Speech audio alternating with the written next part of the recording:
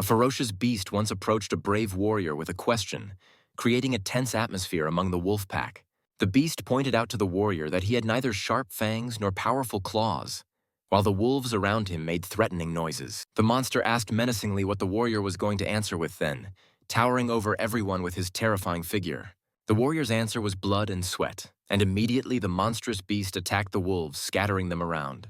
His weapons were flesh and bone, and the beast's powerful paw crushed another wolf mercilessly, showing its strength. The brave black wolf let out a battle cry and leaped at the demonic creature that was glaring at him with defiance. The beast claimed to devour its enemies, making them part of itself, and immediately latched onto the bold black wolf. The ferocious creature vowed to kill and devour this opponent as well, tearing him apart in a bloody frenzy. The narrator explained that beasts with magical energy and abilities are called mythical creatures, showing their variety. Some of these mythical creatures were given a human form by the gods and became prophets, serving people for good. However, among these creatures lurked a great evil, represented by a terrifying dragon-like monster on fire.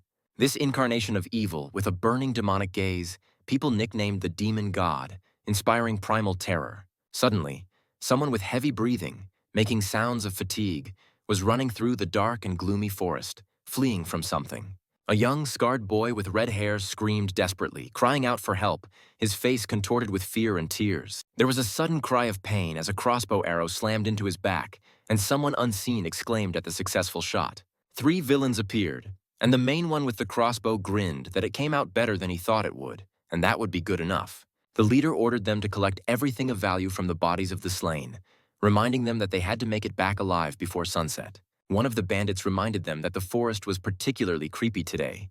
Another laughed at the rumors of a monster following them. Suddenly one of them, a bearded man, cried out in terror, ordering the others to stop, his face expressing extreme fright. The reason for his fear was the corpses of beasts he saw scattered across the forest clearing. One of the bandits suggested whether a wolf fight had occurred here, but another objected that it looked more like a one-sided massacre. Suddenly one of them called out loudly to Martin, pointing at something in the distance with an expression of extreme surprise on his face. He pointed with horror at the corpse of a huge mythical creature, beside which sat a scarred, unknown man. One of the brigands noticed that the beast looked like the leader of a wolf pack, while the other scornfully asked who the bastard beside him was. Someone timidly suggested whether this wounded man had killed the beast, but another bandit immediately laughed, calling it nonsense. One of them, waving his hand, said it didn't matter how the man died and suggested checking to see if he had anything of value on him. Suddenly, a small red lizard snarled and clawed at the leg of one of the bandits, who cried out, not realizing what the creature was. Martin panicked, demanding that the creature be removed from him immediately, but his comrade only grinned, telling him to calm down. Gritting his teeth, Martin hissed angrily that he was about to cut the thing in half and swung his dagger to strike. Suddenly, Martin cried out in pain, and the other bandit let out a surprised whine when he saw the seated man suddenly attacked. The wounded man, whose eyes were now burning red, struck Martin's fist with incredible force right in the head, causing blood to spurt. One of the bandits shouted the name Hans in horror, and the awakened warrior with the dark face ordered him not to touch him without permission. A mighty warrior with an axe in his hand stood up menacingly. A small red lizard sat at his feet, and he finished the phrase, "if they value their lives." The bandits around exclaimed that the bastard wanted to fight, and bewilderedly asked what was wrong, looking at their defeated comrade. The bearded brigand, who had been scared earlier, shouted in panic that he, this warrior, had just killed Hans. The warrior calmly remarked that obviously Hans was still alive, to which the other bandit angrily asked if he thought he could get away with it. The enraged bandit ordered his men to surround the warrior, but he only scornfully called them all idiots as he prepared to fight. The new leader of the bandits came forward with a sword, suggesting that those who had loved ones who would grieve for them should leave. The warrior, surrounded by a red aura, stated that if he harmed anyone other than beasts, he wouldn't be able to sleep peacefully. The leader of the bandits, in a rage, gave orders to his men to kill this daring warrior, and they rushed to the attack. The warrior furiously spun his axe, creating a bloody whirlwind and fending off the attacks of the numerous bandits around him. One of the bandits, whose leg had been severed by the warrior, screamed exhaustedly in unbearable pain, falling to the ground among his comrades. The bearded brigand whispered in horror that this warrior fought like a real monster, his face contorted with fear. The other bandit, reloading his crossbow, swore angrily and shouted a curse at the invulnerable warrior, preparing to fire. The bandit leader gave the order to aim, and several crossbowmen simultaneously pointed their weapons at the lone warrior.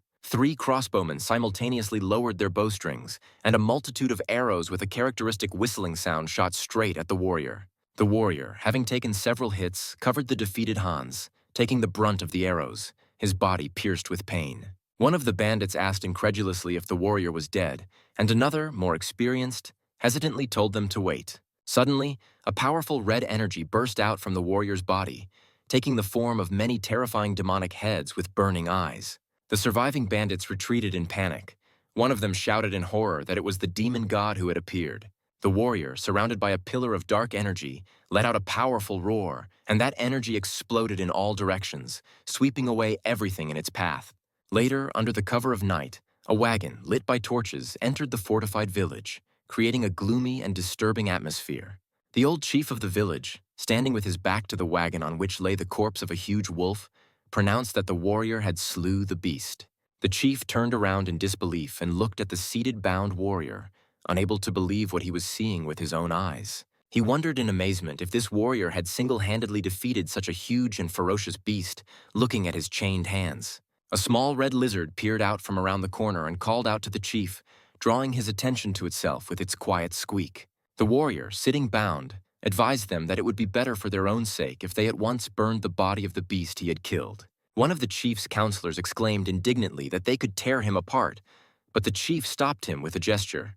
The chief calmly asked the bound warrior what his name was, and the latter, after a short pause, replied that his name was Ananta. The chief inquired for what purpose Ananta had done all this, to which the latter with a stern expression simply replied that he was hungry. The chieftain asked in bewilderment what he meant, and the counselor immediately interjected that the sire should not listen to him. The counselor, fervently convinced that they had all seen with their own eyes how the asshole had suddenly turned into a huge monster. Another counselor reminded if there had been any rumors around lately about a demon god eating corpses in the area. However, the chief countered that no matter how you look at it, it's human. But the counselor urged him to take a better look at the evidence. He pointed to the wounds left on the mythical creature and asked if they weren't the obvious marks of someone's gruesome meal.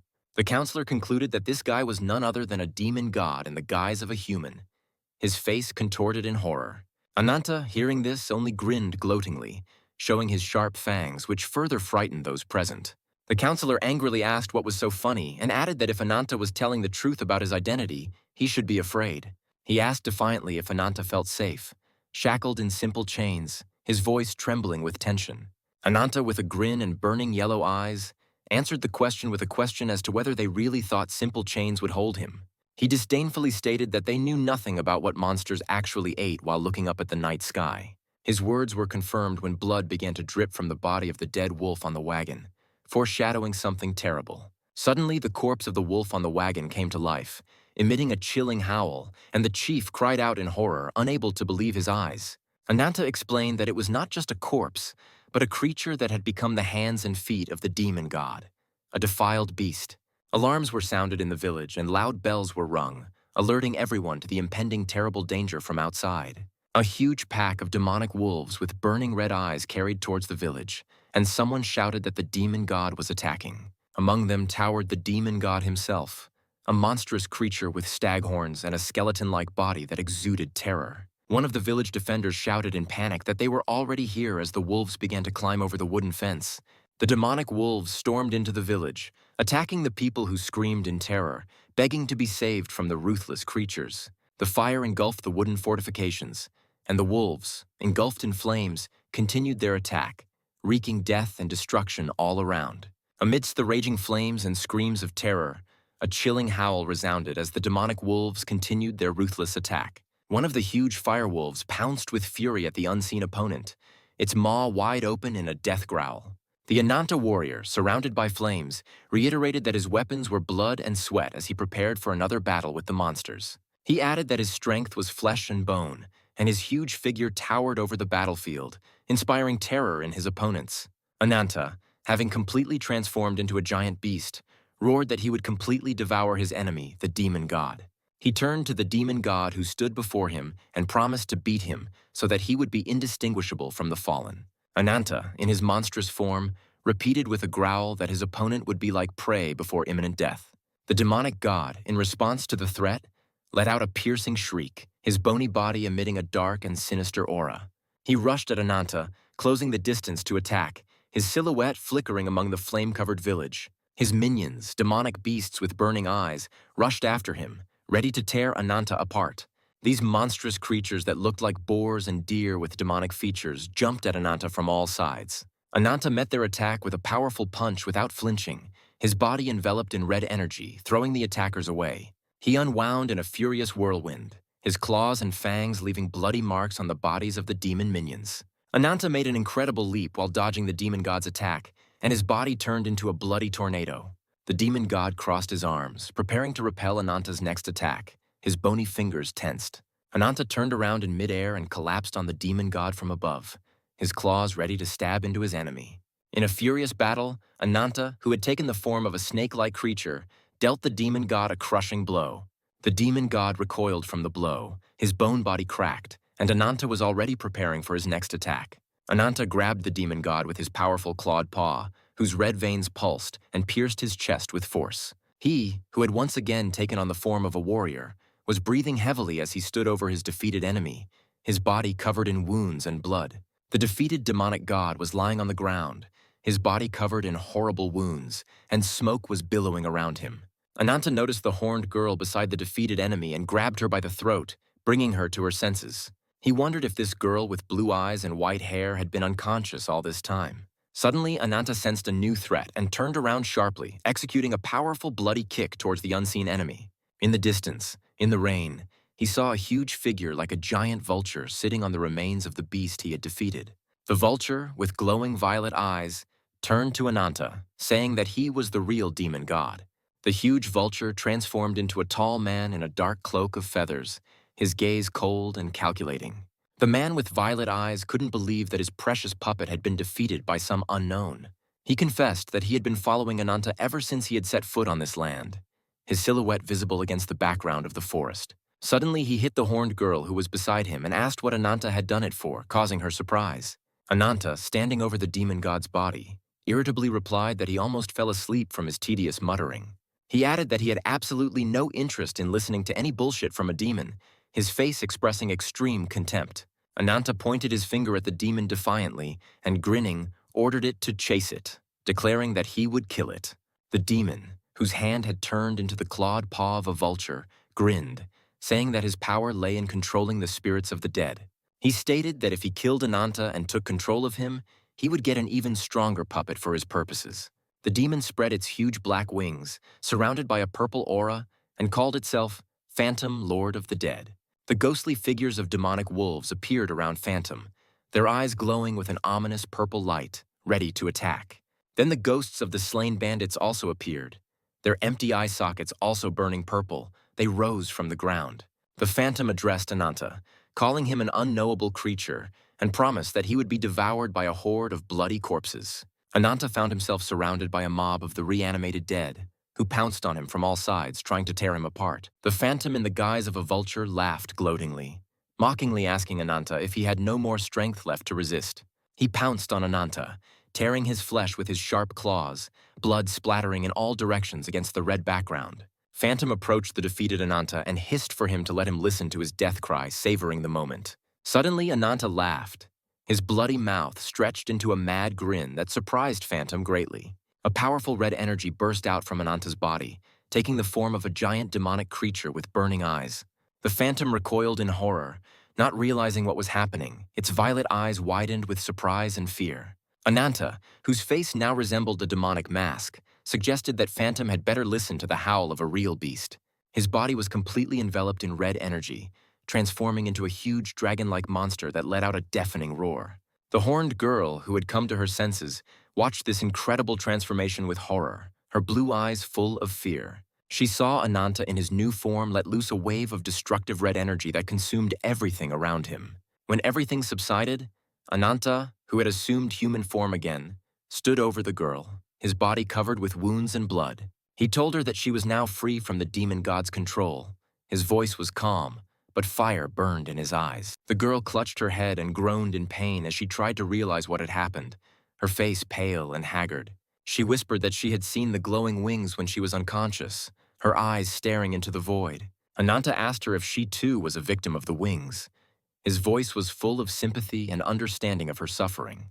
The girl looked at him in surprise and asked him who he was, and he simply replied that his name was Ananta.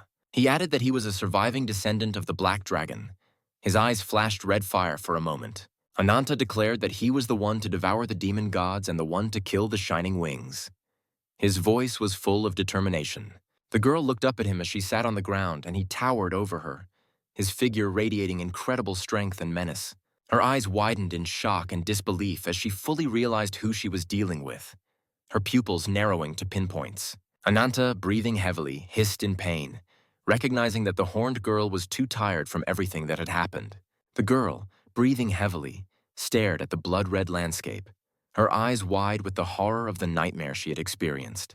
The demon god reappeared before her, looming over her with his terrifying figure against the bloody sky. Then her memory was replaced by the image of a huge rock that crashed to the ground with a clatter, raising clouds of dust. She saw herself standing in the middle of a river of blood and corpses. Her consciousness was on edge. She let out a silent scream of terror. The Shining Wings reappeared in her vision, an angelic figure that contrasted with the darkness and despair around her. The horned girl lay on the ground. Her eyes slowly opened. She was struggling to come to her senses after the nightmare she had experienced. Next to her sat another girl with pink hair and hair ears, who exclaimed joyfully that she was awake. The bunny girl asked if she was in pain while she slept, and added that it looked like she was having a nightmare. The horned girl, whose name was Ruby, looked at her new acquaintance in bewilderment, asking if this was just a dream. Ananta, standing next to a large red lizard, calmly ordered Ruby to start, his gaze stern and determined. He and Ruby stood in front of a huge pillar of fire that erupted from the ground, illuminating everything around them with its infernal flames. The rabbit girl announced with a smile that the monster that had been possessed by the demon was finally finished. She looked satisfied. She turned to Ananta, who was standing in the shadows, and praised him, saying he had done a good job again. Ananta suddenly grabbed the rabbit girl by her long ears, causing her to shriek in pain and surprise. He ordered her to shut up, calling her a trash information peddler, his face contorted with anger, but she only giggled.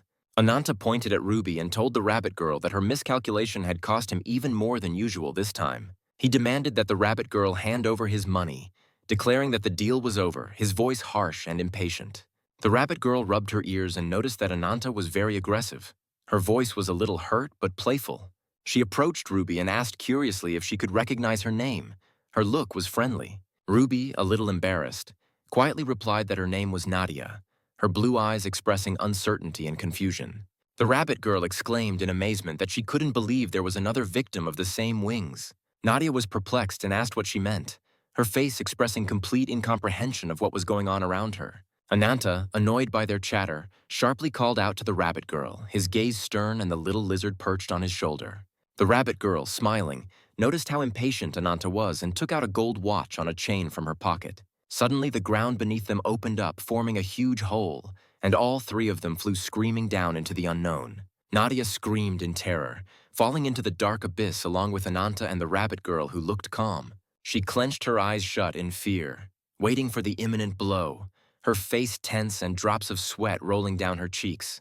When Nadia opened her eyes, she saw before her a majestic city at the foot of a giant shining tree and exclaimed, "Oh my God!" The rabbit girl, correcting her hat, said that a smart rabbit digs 3 holes, and added that she forgot to introduce herself. She proudly announced that she was a member of the continent's largest information network, the Rabbit's Paw, a sympathetic Whitefoot information merchant. Whitefoot added that you could tell she had a long working relationship with Ananta, who stood nearby with a disgruntled look. She explained that they were in cafes, the largest trading city of the South, and the giant tree was the White Lotus Sacred Tree. Whitefoot started to say that they were the ones sitting at the top of the White Lotus tree, but Nadia interrupted her in horror with a shout of "Stop!" Nadia thanked them for freeing her from the demon god's control, but stated that she didn't want to hear any more of their stories. She said firmly that if they wanted to continue the conversation, let her ask a question as well, and asked why she had been brought here. Ananta briefly ordered her to shut up and follow him. His tone did not bode well, and they headed into town. He turned to Nadia and added that he would show her why they were here, his gaze full of grim determination. Nadia, following Ananta, asked him about his words about the shining wings he wanted to kill, her voice trembling. Ananta replied in disgust that he was a disgusting monster who thought himself a god, his face contorted with hatred. Nadia admitted that she didn't understand his words, and Whitefoot explained that like avatars who had gained human form and strength, shining wings could grant others powerful abilities. Whitefoot added that it is an imperfect power that cannot be known, and is both a blessing and a curse, amidst an image of a creepy creature. Nadia interjected perplexedly about the imperfect power, and Whitefoot mysteriously told her to watch, anticipating her reaction. Nadia had a view of a busy street full of people in front of her, but something about the picture made her uneasy and horrified. A smiling man holding a bag of money greeted Nadia at the Kaisa slave market, his words sounding ominous. Whitefoot noted that for some reason this market has been booming lately, and added that there are vagrants and wanderers here who are captured by slave hunters. She continued that you can find even spirit animals here as well, pointing to a cage with a white tiger that the two men were examining. Nadia asked again why she had been brought here and if it had anything to do with the wings, her voice trembling with fear. Suddenly, Ananta roughly pushed Nadia forward, causing her to stagger and look at him in surprise, not understanding his actions. He pushed her into the dark dungeon, and Nadia fell to the stone floor with a scream, her heart pounding with fear. Nadia looked around and saw many people sitting in the dark. Their faces were haggard and full of despair. She was shocked. She asked in horror who all these people were, her voice trembling, and Ananta replied briefly that it was a sacrifice.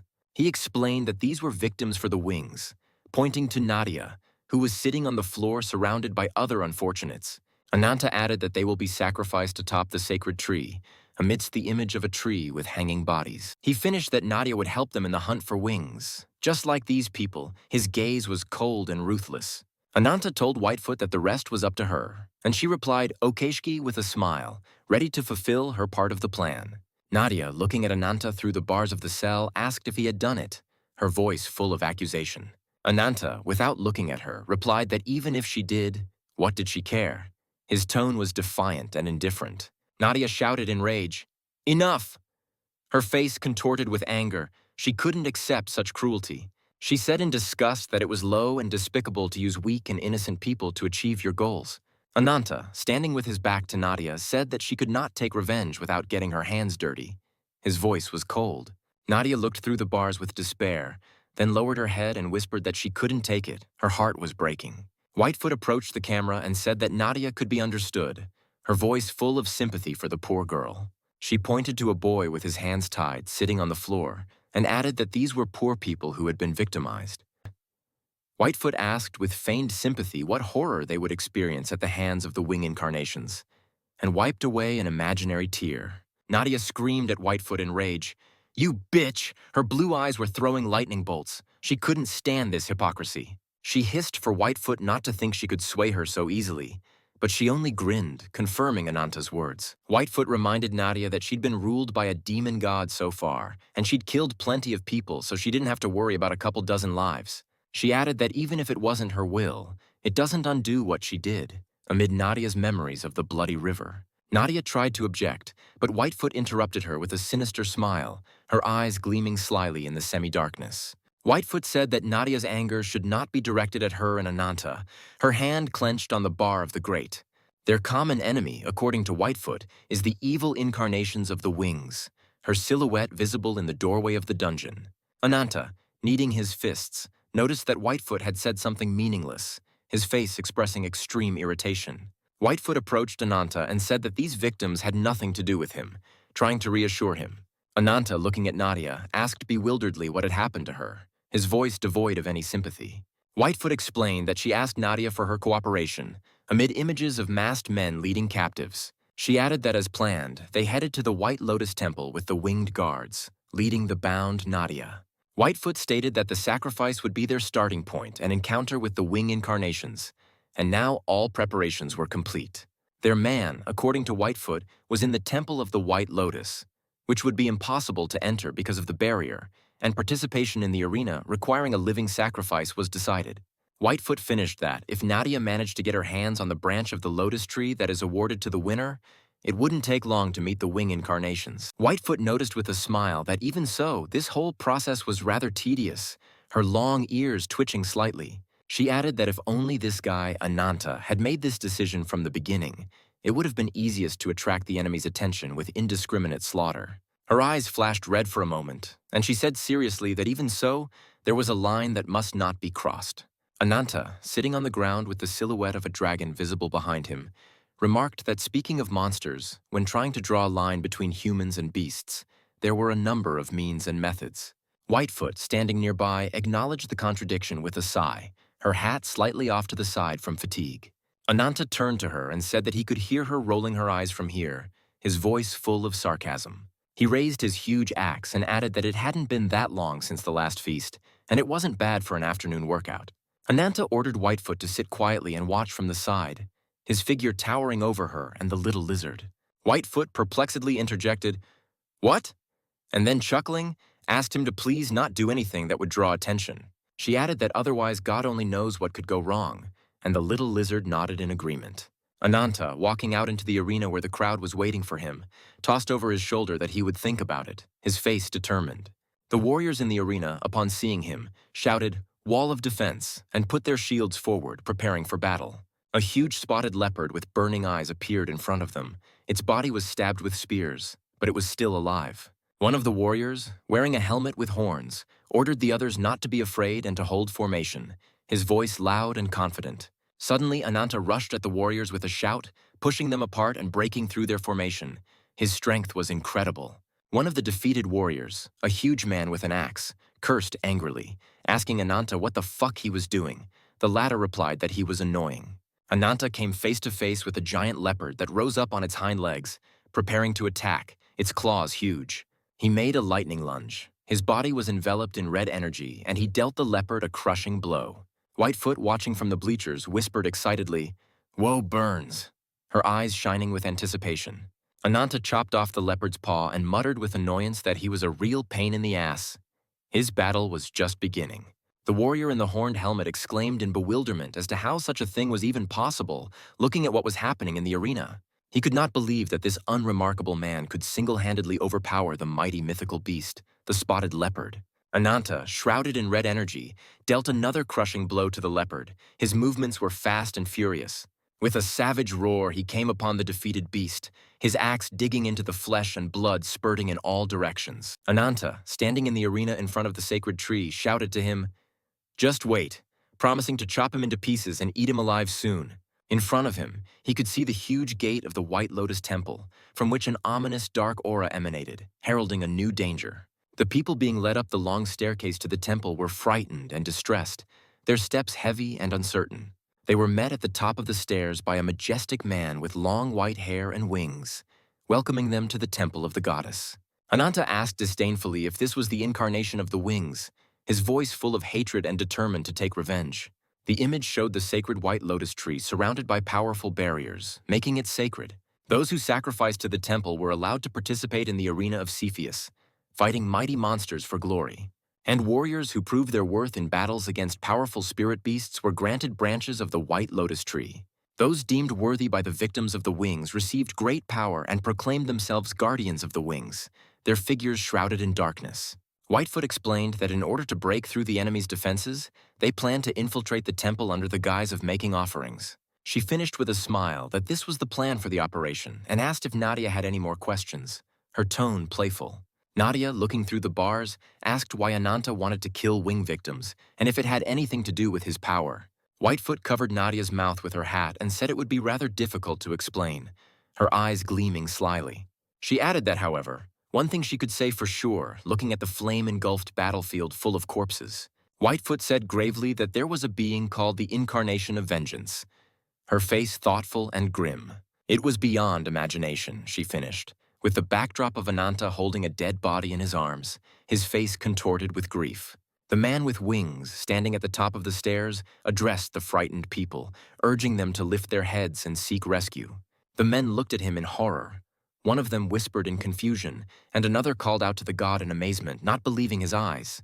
The man declared with a smile that he was a saint to be worshipped by the entire human race, his voice calm and confident. He called himself the holy owner of the White Lotus Tree, an avatar of the wings who resonates with the sacred drum in the world of darkness. A man surrounded by golden radiance solemnly spoke his name, Balzac Ilgini, his figure radiating majesty. Nadia, looking at him incredulously, muttered about those who accept gracious attention as offerings, her voice trembling. Balzac, with a sly smile and burning eyes, told them to prepare to enter the realm of liberation in silence and entrust their bodies to the wings of salvation. One of the captives cried out in horror, recognizing him as the avatar of the wings, his face contorted with imminent fear. The two bound girls on their knees begged him to show mercy and save the innocent sister, their voices full of despair. Balzac, extending his hand, called them fine people and urged them to express their devotion with noble hearts. The girl shrieked as she thanked him, and her head exploded in a bloody mess, her body falling lifelessly to the ground. The other captive screamed in horror, questioning what had happened and seeing her die, and Nadia glared at Balzac with fury. Balzac, seated on a throne made of roots, calmly declared that all are equal in the face of death, his voice cold and indifferent. He added that soon this girl would be able to go to Nirvana, his face expressing satisfaction at what was happening. One of the guards in a mask and crown of thorns approached Nadia, his movements slow and menacing. The atmosphere was heating up. The image of a giant deer skull with burning blue eyes, the embodiment of primal terror and ancient power, appeared before him. Nadia looked at Balzac and said disdainfully that he was not a savior but a heartless killer. A dark energy enveloped her body. Balzac, with a lazy smile, noticed that there seemed to be an avatar among the offerings. His interest in Nadia increased. Nadia, shrouded in black energy, spoke the names of the powers of Yggdrasil and Cernunn. Her eyes shone, she transformed. The captives screamed in horror, calling her a monster as they looked at the transformed Nadia, their faces contorted with primal fear. The voice in Nadia's head reminded her that even if it wasn't her will, it didn't undo what she had done amidst the bloody river. The same voice ordered her not to resist. Her eye flashed a bright blue light, heralding a new transformation. Nadia, with her enigmatic smile and glowing blue eyes, prepared herself for something, her gaze full of determination. Giant trees grew around her, their branches intertwined above people's heads, creating the mystical atmosphere of Yggdrasil. The trees formed a huge ball of roots with people inside. The Korean inscription read, Isus. Nadia, standing on top of this ball with a staff in her hand, declared that she would protect each of them, her voice full of power. A bright flash of light erupted from her staff, enveloping everyone present. It was a powerful protective magic. Balzac, standing with his back to her, contemptuously called her an arrogant deer and told her to stop talking nonsense. His tone was dismissive. He turned to her and asked with a chuckle if she, a nameless avatar from a faraway place, dared to confront him with such arrogance. Nadia, shrouded in mist, replied that she had a name she could be proud of, her voice firm and confident. She claimed to be an avatar of nature. Her eyes glowing blue and a deer antlers full of power appeared on her head. Balzac chuckled, calling her a rather brave woman, his eyes burning with orange fire, heralding another fight. And turning around, Nadia saw the ash-haired boy who was hugging the murdered girl's sister. She summoned the power of Satchellus, and powerful roots burst out of the ground, attacking Balzac with incredible force. The roots controlled by Nadia descended upon Balzac, crushing him with even more force, green energy enveloping the battlefield. Balzac, surrounded by an iridescent glow and dark wings, ordered Nadia to obey him with a smile, his voice full of authority. Ananta, standing over the downed leopard, heard this order and his attention turned to the new threat in the arena.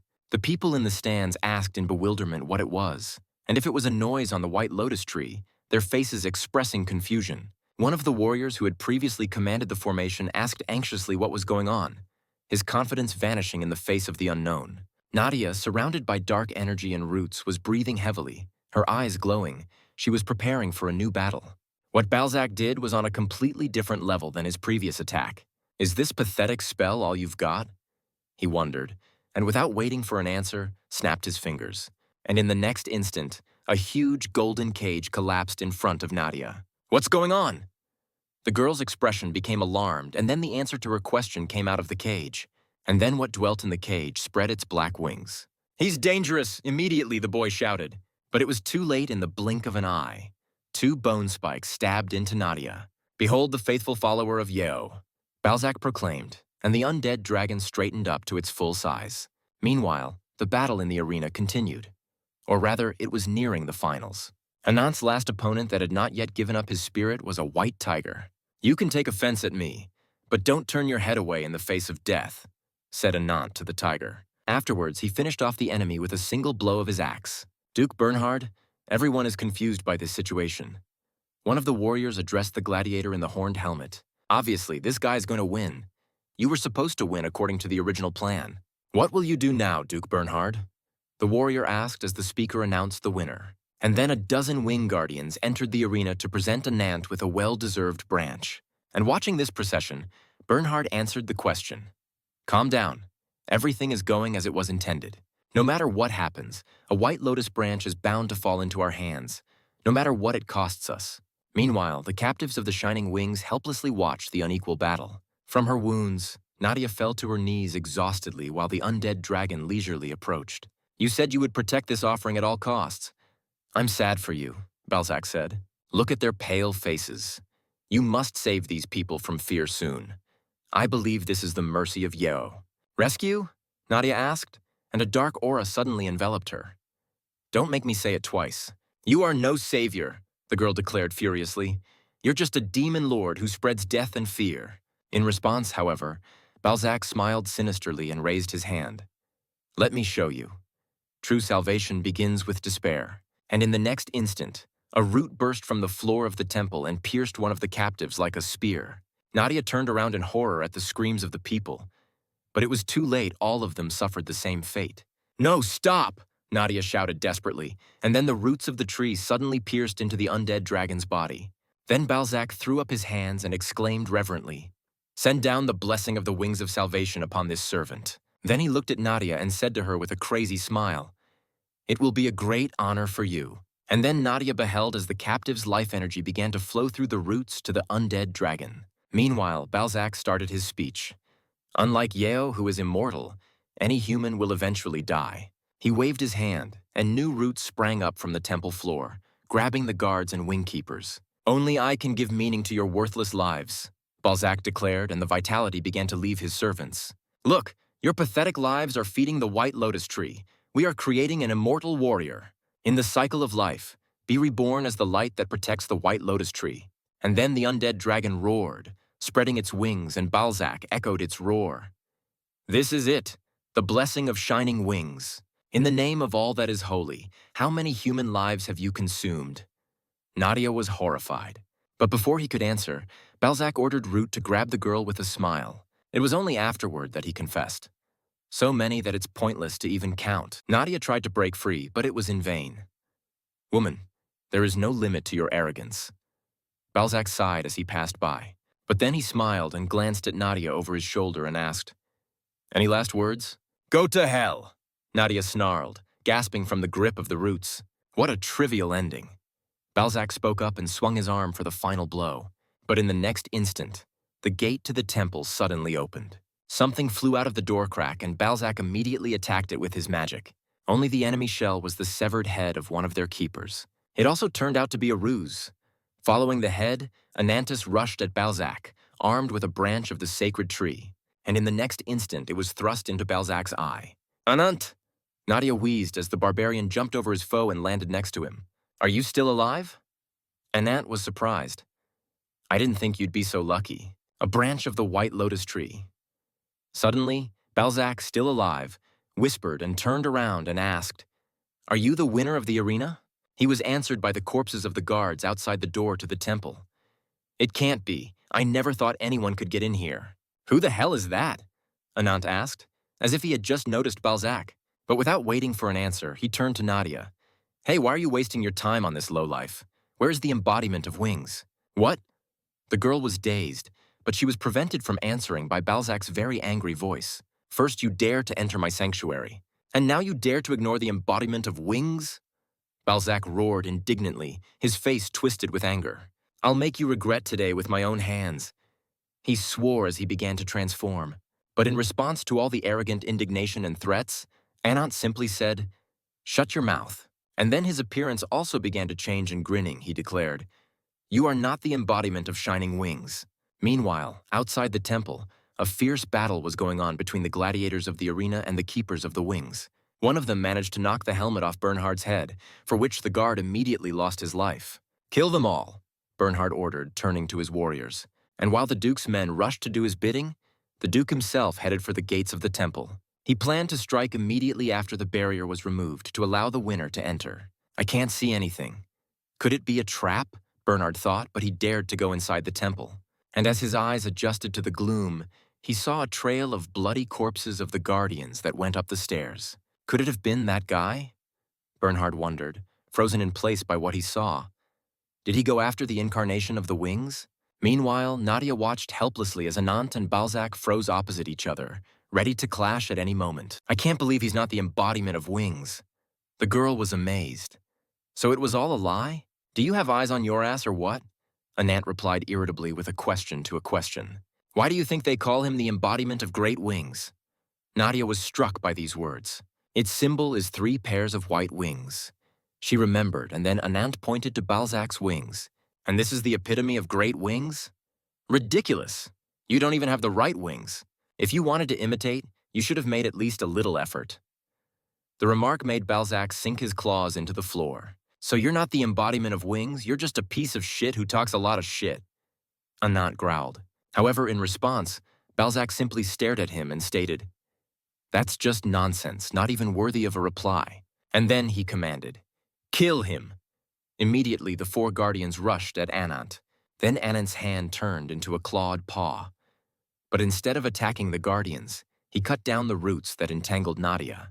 The girl hit the floor painfully, and when she disentangled herself from the roots, Anant asked without turning around, What are you waiting for? Nadia did not answer, however, because she noticed among the roots and vines of the tree that boy and girl. Get out of here, Anant told her, but Nadia knew what to do without him.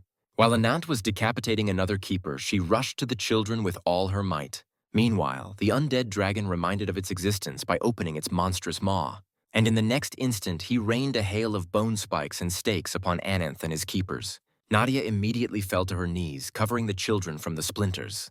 But when the smoke cleared, Ananth was already on the pillar, completely unharmed and completely turned into a black dragon. And in the next instant, he sprang from the column with a jerk, and with a fierce roar rushed upon his enemy. The blow struck the undead dragon in the forehead, causing it to recoil, and Ananth deftly bounced off its skull and landed on the floor. The dragon immediately tried to swat Anant with a paw, but he jumped back again, only to punch the dragon again a second later. This time, he didn't just recoil, he was thrown against the nearest column. However, Anant forgot about Balzac, for which he immediately paid the price. I admit it, you're strong, Balzac declared, placing a clawed paw on Anant's chest, strong enough to see the full extent of my power. And with these words, Balzac towered over Anant, revealing his true form. And then Balzac pointed his claws at Anant and cast a spell. Disappear! That's the spell that destroyed my attack, Nadia guessed. But to the surprise of both her and Balzac, Anant grabbed the latter's paw and tore at him, intending to gnaw. But Balzac had time to slam Anant's mouth shut and exclaimed, What an ignorant fool. However, Anant didn't stop that and immediately tried to reach Balzac with his claws, but he bounced back. Then Anant went on the offensive, forcing Balzac to stagger and dodge his claws. After another such attack, Balzac decided to gain altitude and soared upward. However, Anant had no thought of falling behind his opponent and jumped after him. But as soon as his feet were off the floor, Balzac severed Anant's left arm in the same second. He roared in pain, but Balzac's exultation was short-lived. Anant landed on the floor with a new, regrown arm. It can't be, Balzac marveled. How could he heal such a wound in the blink of an eye? Meanwhile, Ananth concentrated dark energy in his claws and hurled their clot at Balzac. In response, Balzac summoned the roots of the tree, and those covered him like a shield. It didn't save Ananth from attacking. However, his claws sliced both the roots and Balzac in half. Damn it! He screamed in pain, and Nadia, who was watching the fight, was amazed. Did the attack really work? How dare you, you inferior creature? Balzac growled and hissed with anger, crawling across the floor.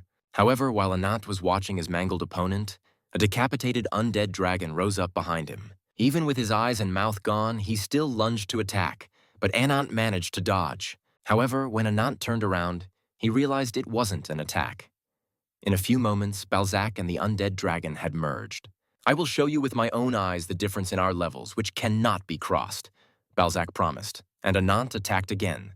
Meanwhile, the heavens above the tree split like a mirror, and a mysterious hooded figure appeared in its rift. Behold, those beautiful wings, shouted Balzac, trying to crush Anant with his dragon paw. But Anant was clearly sick of listening to this nonsense and shut Balzac up by stabbing him through the chest. True Balzac was not in debt and immediately threw Anant away with a sweep of his paw. Nevertheless, Ananth deftly landed on his feet, But at the same second, they were enveloped by the roots of the sacred tree. "I'll turn you into mincemeat," Balzac swore with a mad grin and bloodshot eyes. And in the next instant, he spewed a flurry of bone spikes at Anant. "Anant!" Nadia shrieked excitedly as she watched him disappear in a cloud of smoke and dust. But this was exactly what Anant had been waiting for. And taking advantage of the veil, he swiftly slipped under Balzac's nose. He noticed the movement from the side, but it was too late now. It was Anant's turn to unleash a barrage of blows on the enemy. With great difficulty, Balzac managed to fight back by flicking Anant with his wing. However, when Anant landed nimbly on his paws again, Balzac noticed something. Something has changed. More precisely, Anant had changed. His feet were now like the paws of a huge wolf. What happened? Nadia was confused. His appearance had changed again. And then Balzac understood everything to avoid his attack. Anant cut off his legs like a wolf caught in a trap, and then his feet industry at a monstrous speed that is beyond human comprehension. His ability seems to be to regenerate and transform his body, Balzac thought. If so, there is no way to escape its overwhelming power. I might just be crushed by its power, not even have time to react. Balzac's hand clenched into a fist at the thought, and then the whole temple suddenly trembled, and Nadia covered the children with herself again, protecting them from the future threat. Anant jumped up sharply, and in the next instant, roots burst out of the floor beneath him. They started chasing Anant and attacking everything in their path. That's when Anant realized. No matter how many times I attacked him, he would always be able to recover as long as he had the white lotus branch. The longer the fight goes on, the worse off I'll be. And then an idea was born in his dragon head. He jumped up to the ceiling of the temple and hit it with all his might. He managed to punch a hole in the ceiling, but at the same second he was grabbed by the roots of the tree. "Were you hoping you could kill me by collapsing the ceiling?" Balzac asked gloatingly. "Or were you planning on pulling some stupid stunt?" Then Anant suddenly asked him, "To this day, how many lives have you taken?" "I'm tired of this," Balzac said irritably, but still answered. "I've swallowed so many that there's no point in counting." However, this response made Anant grin and laugh, and then wings grew on his back that burned with purple flames. And then Anant said to Balzac, "Under the weight of death that thou hast sown, become a prey to the spirits of the dead." Balzac looked up and saw a horde of the reanimated dead rushing toward him from a hole in the ceiling. "What is this?" Nadia asked, shocked at what was happening. And what was happening was that the dead started tearing Balzac apart and devouring her alive. There were so many of them that Balzac was soon buried under a mountain of corpses. But even the combined efforts of all the victims could not hold Balzac back, and breaking free, he rushed towards Nadia. However, he was prevented from reaching the girl by a blinding beam of light that fell on the monster from the sky. And when the smoke cleared, Nadia saw a man towering over the defeated Balzac. The alien had coal skin, ashy hair, eyes glowing blue flames, and a pair of short horns on his head. And then the stranger knelt down in front of Nadia and respectfully asked, "Did you enjoy your journey?" Nadia was completely confused. But in the next instant, the boy behind her back rose to his feet. "Your greeting is a bit harsh, Becheron." He spoke in a voice that was not childish, but literally grew before his eyes. "I am here to serve you. Wings incarnate," Becheron said as the boy transformed into a stately man. Meanwhile, away from the city and the sacred tree, Whitefoot and Ruby watched the situation. Status report. A spatial rift has been observed in the sky above the tree. Reported Whitefoot into the phone she pulled out of her hat. "If Anant is already fighting, then he must be in the temple," she continued, while Ruby gritted her teeth in anger. The fact that the enemy is an acolyte of the Wings means that the incarnation itself is in town. At this time, in the temple, Nadia stared disbelievingly at the one she had previously protected from danger with her own body.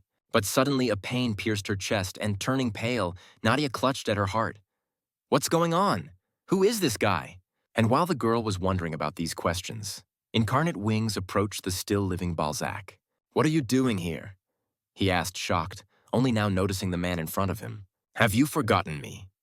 The incarnation answered the question with a question that made Balzac shudder. Then his fear, however, was replaced by sarcasm. "How could I? My cruel past master who has torn the wings off his faithful servant. I took them as punishment," reminded the incarnation, "for letting false glory twist your mind." Then Incarnation raised his forefinger and Becheron immediately yanked Balzac by the neck. And then the Incarnation continued his educational speech. "Wings are a divine gift sent to those who were originally created to soar in the sky." "What's this nonsense?" Balzac snapped at him.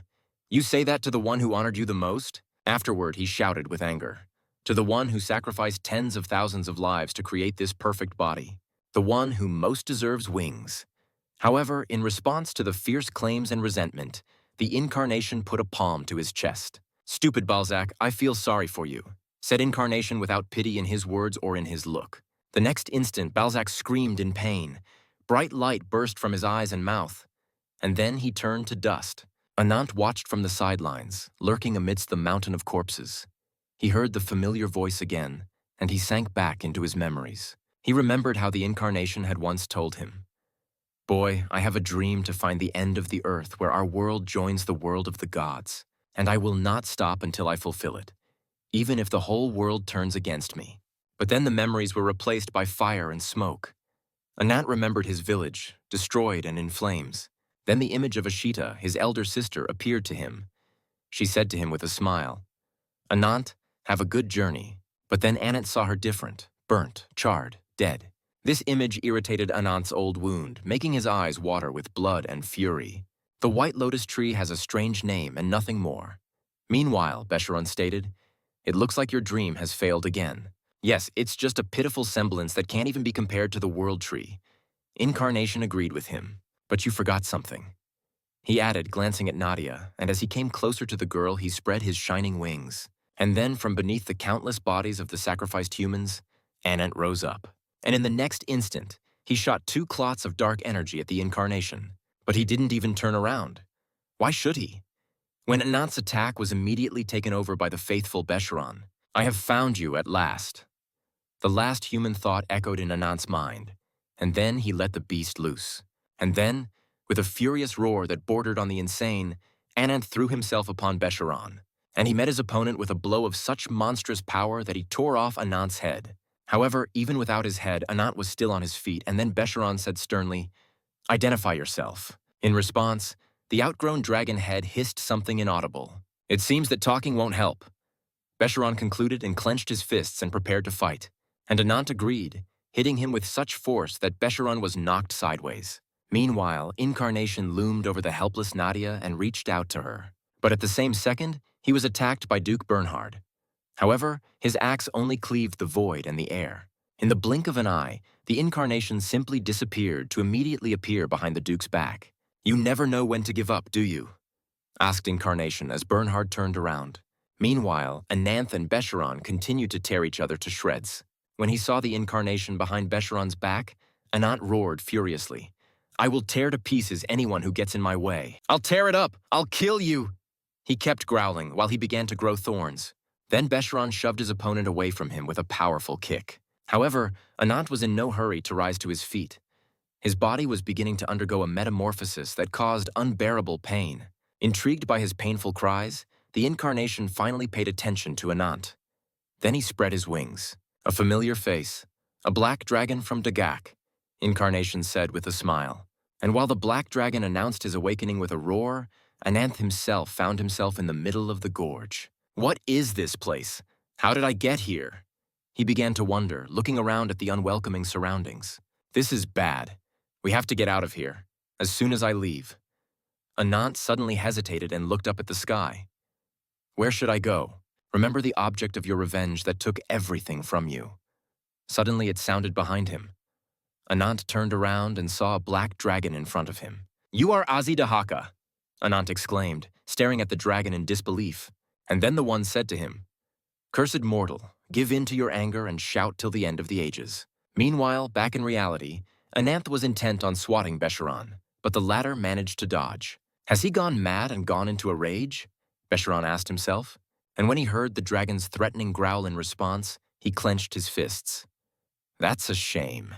Anant spewed a stream of flame, but Becheron had something to answer for. With all his mana in his fist, he shot a beam of light toward the flames. "Even when you're in danger of turning to ash, you remain unperturbed," Incarnation commented melancholically. And then he turned to the battle-ready Bernhard. "Though you are my enemy, you are worthy of admiration." In response, the Duke rushed into the attack, determined not to wait for his comrades but to fight to his last breath. But as soon as he swung his axe, Incarnation was already behind him, and the Duke's chest erupted in a fountain of blood. "Surrender," said the Incarnation, moving farther away from Bernhard. But Bernhard had no intention of giving up. The Duke's eyes flared green and he growled, transforming into a beast. But in the next instant, Bernhard was pierced through by a beam of light, and it was all over. Incarnation finished off the stalwart opponent and turning back to Nadia told her, "You're trembling with fear." And when the girl looked at him, Incarnation spread his wings and said, "You don't look like your old self at all." And in her mind, Nadia agreed with him. She did. I didn't know it then when I first met him. The resonance of the branches is proof that you are also chosen to be a vessel of the great tree, narrated the Incarnation, placing his hand on his chest. Branches? Nadia asked, keeping her eyes on the Incarnation, which was heading toward the corpse of the undead dragon. Branches are miracles that grant superhuman powers. The Incarnation explained, taking a branch of the sacred tree from the dragon's corpse. Then he looked at the branch in his hand and declared, "My desire is to follow the horizon of this world." And in the next instant, the undead dragon corpse shimmered with lightning and exploded with a bright flash. But someone appeared in the dragon's place, right in front of the Incarnation. It was a boy with blonde hair. And then the Incarnation turned to the boy. "Brother, that was created from the lives of 1,000 men and caged. What is your name?" In response, the boy looked at Incarnation with scarlet eyes and said with a wide smile, "Ziz." Meanwhile, Anant's fight with Becheron was still going on. From the outside, it looked as if the opponents were equal in strength, but then Anant flapped his wings, causing Becheron to barely stay on his feet. And with that, the black dragon soared into the air and flew out of the hole in the ceiling, looming over the temple. Ziz grinned at the dragon like a wild animal, but Incarnation reassured him by placing a palm on the top of his head. "Don't be afraid." However, Ananth was ready to argue with him, for he unleashed his strongest spell, Blazing Celestial Jade, upon his enemies. "How dare you look down on us?" The Incarnation was indignant, watching the fireball approach, and then he raised his hand and declared, "You have no place in the sky. Let there be light." The next moment, a dazzling ray of light burst from the Incarnation's palm, dispelling the dragon's flames and illuminating the entire tree. Watching from afar, Ruby panicked, trying desperately to break free of Whitefoot's grip. "It's over," she said both to the lizard and into the phone receiver. "I confirm its destruction by the forces of the Wing Incarnation. Our trump card, the epitome of revenge, has been defeated." Refusing to believe Whitefoot's words to the last, Ruby shivered and remembered the day she had met Anant. On that sweltering day, she was chased by a pack of hungry hyena dogs, and they would certainly have been able to eat the lizard if it hadn't been for the battle axe that had been thrust into the skull of the leader. And following the projectile, a black-haired boy armed with a second axe pounced on the ringleader. Despite such a young age, he finished off the leader in cold blood and growled menacingly at the remaining dogs. They scattered in fear, dropping their small prey, and that was when Ruby first met Anant. The boy found a shade behind a boulder to escape the sun, where he crouched. Ruby followed his example. "Hey you! Why are you following me?" Anant asked, noticing that the lizard was still following him. "I can't even eat enough of you." The boy grumbled in annoyance. But Ruby wouldn't leave, and then Anant got angry. "Why don't you just leave?" In response to the rudeness, Ruby spat fire at the boulder, very close to Anant's head. The boy jumped to his feet and stared at the lizard and exclaimed, "Fire? Are you a dragon?" But in the wake of Anant, the boulder, which in fact turned out to be a rhinoceros, also rose to its feet. And that rhino really didn't like it when Ruby spit fire at him. The rhinoceros drove Anant and Ruby straight to the cliff. But luckily for them, the cliff wasn't deep, shallow enough not to break their legs. But jumping down, Anant immediately came upon a cloaked and hooded man resting under a lone tree. Anant turned back and saw that the rhinoceros was still watching them from the edge of the cliff. If a boy could survive a fall, a rhinoceros could not. So Anant threw Ruby away from him, out of the way. He grabbed his axe with both hands and prepared for battle, shouting to the rhinoceros, "Attack! I will show you the power of the air to the great black dragon." But in the next instant, the stranger approached Anant from behind. The boy did not see him coming, and was therefore frightened. But then the rhinoceros was frightened when the stranger threw off his hood and looked at him with blue eyes. As the rhinoceros hurried away, the stranger smiled at Anant and asked, "Boy, are you all right?" But Anant did not know what to say to the stranger. He could not have known that his life would change forever after his meeting with the Incarnation of Wings. Ananta and his guests were greeted with a pile of questions in their home tribe. "Who is that with him?" someone in the crowd asked, to which Anant assured everyone with a smile, "It's all right." But when someone called out to him to the whole village, All the boy's confidence and carefree attitude vanished in an instant. "Where have you been?" Ashita asked sternly. "Don't tell me you went to the spirit world alone again." She grabbed Anand's cheeks and continued her interrogation. "What if something had happened to you? And what is this creature?" Ashita asked after spotting the lizard, to which Anant replied honestly, "It followed me on its own." But then Ashita turned her attention to the stranger, and then Ananth introduced them to each other. "Master, this is Ashita, my elder sister." But suddenly Ashita gave a sharp cough, and when the girl took her hand away from her mouth, Anant noticed blood on it. "Ashita, are you all right?" He immediately got worried. "I'm fine, don't worry. Let's go home quickly." By home, Anant meant the teepee of the tribal elder, where the guest was also escorted. "Make yourselves at home," the elder said, offering Master Ryu a plate of food. "We don't get many strangers to visit us. It would be disrespectful of us not to treat someone who has helped a member of our tribe." "Thank you for your hospitality, elder." Master Ryu thanked him. However, he then glanced blankly at the lizard that was hiding from him behind the boy. Meanwhile, the elder declared, "Anant will show you around," at which the boy was surprised. "Yeah? Don't argue with the elder," the tribal warrior shouted at him. "But what brings you so far away, Master Ryu?" asked the elder. "The land here is broken and not suitable for traveling. I'm a researcher," Ryu replied with a smile. "I study traditions, tales of incarnations, and the geography of different regions." "Incarnations?" the elder questioned, and then Ryu unfolded the map in front of him. "Please take a look. From the empire in the east, to the glaciers in the far north, through the deep forests in the west, I have traveled for years collecting legends. And I was fascinated by one of your legends about a deity." "What deity are you talking about?" the elder clarified. And then Master Ryu answered. Azidahaka is one of the 6 incarnations who received the power of the gods. He was the greatest and strongest among them. He was treated with reverence and fear. The demonic incarnation was a black dragon. After speaking with the elder, Master Ryu prepared a powerful herbal medicine for Ashita from the Heavenly Empire. It strengthens the immune system and can help increase vitality. He explained while the girl took the medicine. "Thank you, Master. I feel much better already." Ashita thanked him, and Ryu headed for the teepee's exit. "Well, I'll be off then. Take it easy and get more rest," he advised lastly, but Anand asked, "Where are you going today?" "I am thinking of going downstream."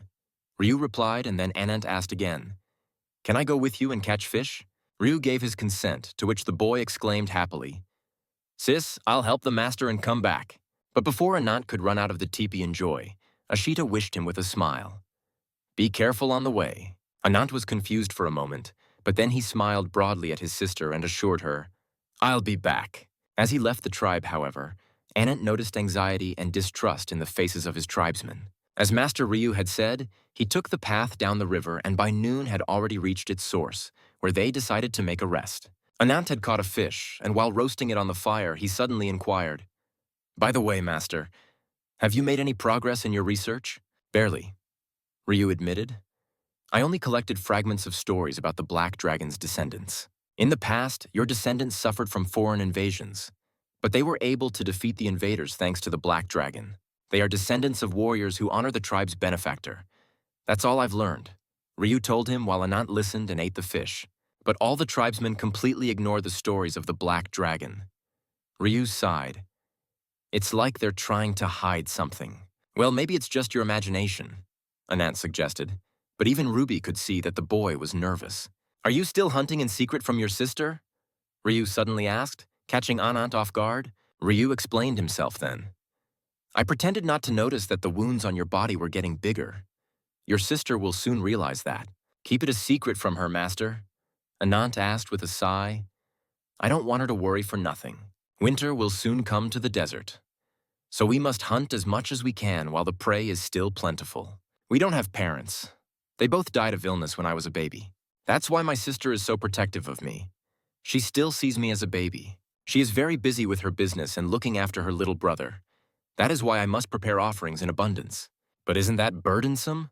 Ryu asked. "Not at all. It is all for the sake of my family," Anant replied with a smile. But then the boy changed the subject. "Why does the master study the first incarnations?" "To find divine revelations," Ryu answered, taking one of the fried fish, and then Anant clarified. "Divine revelations. It is the source containing the divine powers of the 6 incarnations," Ryu explained. "Their power is beyond human comprehension. 6 incarnations that possess the powers and abilities of the gods. And if anyone can obtain them all, then that someone will undoubtedly be a being who can look beyond this world. And these old scales? Anant whispered suddenly, trembling with fear. Old scales? Ryu immediately became animated and asked desperately, "Do you know something?" Anant squirmed at his question, but scratching the back of his head awkwardly, he admitted it. "It's kind of a secret. I heard the story from my sister as an infant. It said that the Black Dragon didn't stop at destroying the invaders. It continued its rampage until it turned everything to ash. To rein himself in, the Black Dragon entrusted one of his scales to our ancestors, and afterward fell into a deep sleep. Since then, our ancestors have built a temple called Dragon Gorge, in which they entrusted the protection of the Black Dragon scales to the elite warriors of the tribe." Ryu clearly intended to learn more about the scales, but Ananth stopped him with a raised hand. "I apologize, Master, but even as your apprentice, I can't tell you more." Then the boy rose to his feet and added, "If you like, I can take you to any other place." And then Ryu willingly accepted his offer. "In that case, there is a place I would like to visit." And that place was a sheer cliff that Ruby was completely exhausted from climbing. "We've come this far, so hang in there," Anant told her, putting the lizard on his shoulder. However, when he turned to Ryu, he had to squint because the master was facing the sunset. And then, without turning around, Ryu said to Anant, "Kid, I have a dream. I want to find the horizon of the world that connects to the lands of the gods. And until the day I fulfill that dream, I will not stop." And then he turned to the boy and added, "Even if it means I have to turn the whole world against me." "What do you mean?" Anant hesitated. Then Ryu squinted his blue, cold eyes at him and suddenly asked, "Have you never wondered about the cause of your sister's illness before? In truth, it's because of the Black Dragon's curse." "What?" Anant was horrified, jerking back, but Ryu continued to ask questions. "How much do you know about the Black Dragon?" "Azidahaka is a servant of the demon god who has dominion over the damned and death," Anant replied. Ryu hinted then, "An incarnation serving such an evil god entrusted divine revelation to mere mortals for nothing? The Black Dragon just used you all to convey the curse of the demon god carried by divine revelation." And then Ryu loomed over the dazed Anant and revealed to him the terrible truth. "The reason your parents passed away, and the reason your sister is suffering from a lingering illness is because of the Black Dragon." "Is it true?" Ananth asked in a trembling voice, which made Ryu smile contentedly. But before he could answer, he pulled from his bag a marvelous flower with snow-white petals and a blue stem. "This is a sacred flower. It should be given to the treasure that protects your tribe," Ryu explained, holding it out to the boy. And when Ananth accepted it, Ryu added, "And then the Black Dragon's curse would disappear, as would your sister's illness." "Do you want me to break the rules of the tribe?" Anant immediately asked, recovering from his shock. "Kid, I'm just suggesting." Ryu smiled, but he didn't stop there. "Even if the outcome of the choice turns out to be agonizing, the responsibility of that choice rests on your shoulders." Deep night was already ruling over the tribe when Ashita woke up and noticed her brother wasn't around. Coughing, she stepped out of the teepee and asked the starry sky, "Where are you wandering at this hour? I hope you don't catch cold." Meanwhile, 2 of the tribe's strongest warriors keep guard at the entrance to the Dragon Gorge. But suddenly one of them noticed an intruder ahead and raising his spear sternly asked, "Who is here?" But Ryu didn't answer, continuing to approach, and then the warrior warned him, "Don't go any farther." And this time, Ryu ignored the warrior's words and then he lunged at the intruder. But in the next instant, Ryu grabbed the point of the spear with his bare hand and stunned the warrior with a foot strike to the back of his head. The second guard hesitated, which Ryu took advantage of and slammed him into the ground in a flash. And when the guards were finished, Ryu turned around and called out to Anant, "Now we can. He's strong. Knocked out an elite warrior in one fell swoop." The boy thought, shyly walking past the defeated guards. "We must hurry.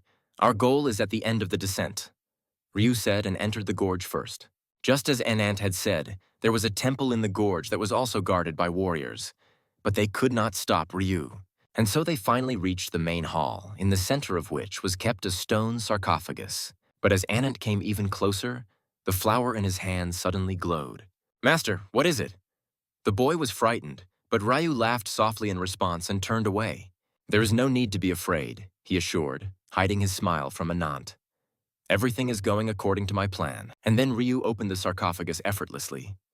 And then Anant saw the treasure of his tribe, the scales of a black dragon. "That's the last part," Ryu stated. And then he noticed something. One of the scales is turned the other way. I see. That's his weakness. Boy, I am grateful for your help. He turned to the bewildered Anant. All this is because of you. But in response, the boy asked anxiously, Master, if I do this, will my sister recover? Is it true? Ryu then put his hand down on his shoulder and asked as well, How can people be so stupid? And when Anant looked shocked at the look on his face, Ryu smirked at him and said, Time to pay the bills. And in the next instant, Ryu grabbed the boy's wrists with a dead grip and brought the flower in his hands to the sarcophagus. Master, what are you doing? Anant shouted, struggling desperately. But his efforts were in vain. Ryu touched the flower to the scales, and in the same second, a blinding light burst from the sarcophagus. He filled the entire temple and burst out of the dragon's gorge, beaming into the sky. Is this a dragon gorge? Ashita asked, shocked to see the phenomenon. But in the next instant, the ground beneath her feet trembled, because the one who was in the oblivion of sleep has awakened and spread his wings. And then the earth opened up, split open, and a black dragon burst out of its wound. What happened? Is it an earthquake? The people in the settlement panicked, and only one warrior looked up at the sky and exclaimed, Look! And then all saw their benefactor, Azidaka, rushing towards the pillar of light. And even from this distance, everyone in the tribe heard the dragon's thunderous question. What kind of fool covets the power of the gods? Meanwhile, Ruby was desperately trying to bring Anant to his senses, who had lost both arms from contact with the scales. Ruby? The boy wheezed, and with difficulty raised his head to see Ryu standing in front of the pillar of light. I finally got him, he said with a smile, dipping his hand into the light. And in the next instant, the pillar of light faded away, for its source was now in Ryu's hands. It was a flower that had absorbed the power of divine revelation, and Ryu smilingly thrust it into his chest like a stake. And then he shouted, Come on! And the flower in his chest spread all over his body. Ryu dropped to one knee, and a black dragon, Azidahaka, landed behind him. Do you know what you did? He asked. I am Azidahaka. Identify yourself, mortal. And then the one who called himself Master Ryu introduced himself. My name is Kyuyo. And then he revealed his new appearance to the black dragon and soared into the sky, adding, And I am the embodiment of wings. I can feel them. The treasures of the gods are in this body, Azidahaka declared. But it's unthinkable, it's impossible to resist them in a normal incarnation body. But then the dragon squinted its scarlet eyes and growled menacingly. What have you done to the original owners of this treasure? You're asking the obvious, Black Dragon. Kyuyo smiled and declared, I killed them all and took their treasure. And in the next instant, Kyuyo unleashed a barrage of sun arrows on the Black Dragon. Azidahaka shielded himself from them with his wings. However, Kyuyo swept up. I see that you have lost a considerable amount of strength, because you separated the god's treasure from your body. Well, ghost of the gods, I'll take you down with my own hands. At the haughty threat, however, Azidahaka only growled. Try it, if you have the strength. And in the same second, he spewed a pillar of flame at Kyuyo, but he dodged the fire. Then the black dragon also rose into the sky and rushed after the enemy in pursuit. And when he caught up with his target, he attacked it with a hail of fireballs. But Kyuyo exclaimed, Let there be light! And the blinding light of his wings dispelled the dragon's flames. Then against the light, Azidahaka decided to fight not with flame, but with darkness. And with a flap of his wings, he shot hundreds of spears of dark energy blobs towards Kyuyo. However, Kyuyo counterattacked, releasing a rain of arrows of light in response. And his light was stronger and stronger than the darkness of the black dragon. And in the next instant, the inhabitants of the settlement saw a bright flash from the explosion in the sky. Meanwhile, with great effort and through hellish pain, Ananth rose to his knees. And when he raised his head to the sky, he unwittingly witnessed the fall of the dragon. Your heart was torn, Kyuyo stated with a smile. Azidahaka, you have lost. Afterward, Kyuyo laughed and looked up at the stars and said, At last, I will reach the heavens. And with those words, the incarnation of wings simply flew away, leaving both the dragon and the boy to slowly die. How can this be? Anant cried, looking after Kyuyo. I did everything for my sister. However, his crying had an unwilling witness, a descendant of the black dragon. Azidahaka suddenly called out to the boy. I see. You helped this so-called wing incarnation? The dragon guessed. Please, just me. Anant pleaded, his voice and body trembling. I did it for my elder sister. What a pity. An evil god with nasty emotions before he died. The dragon mumbled as his eyes slowly closed.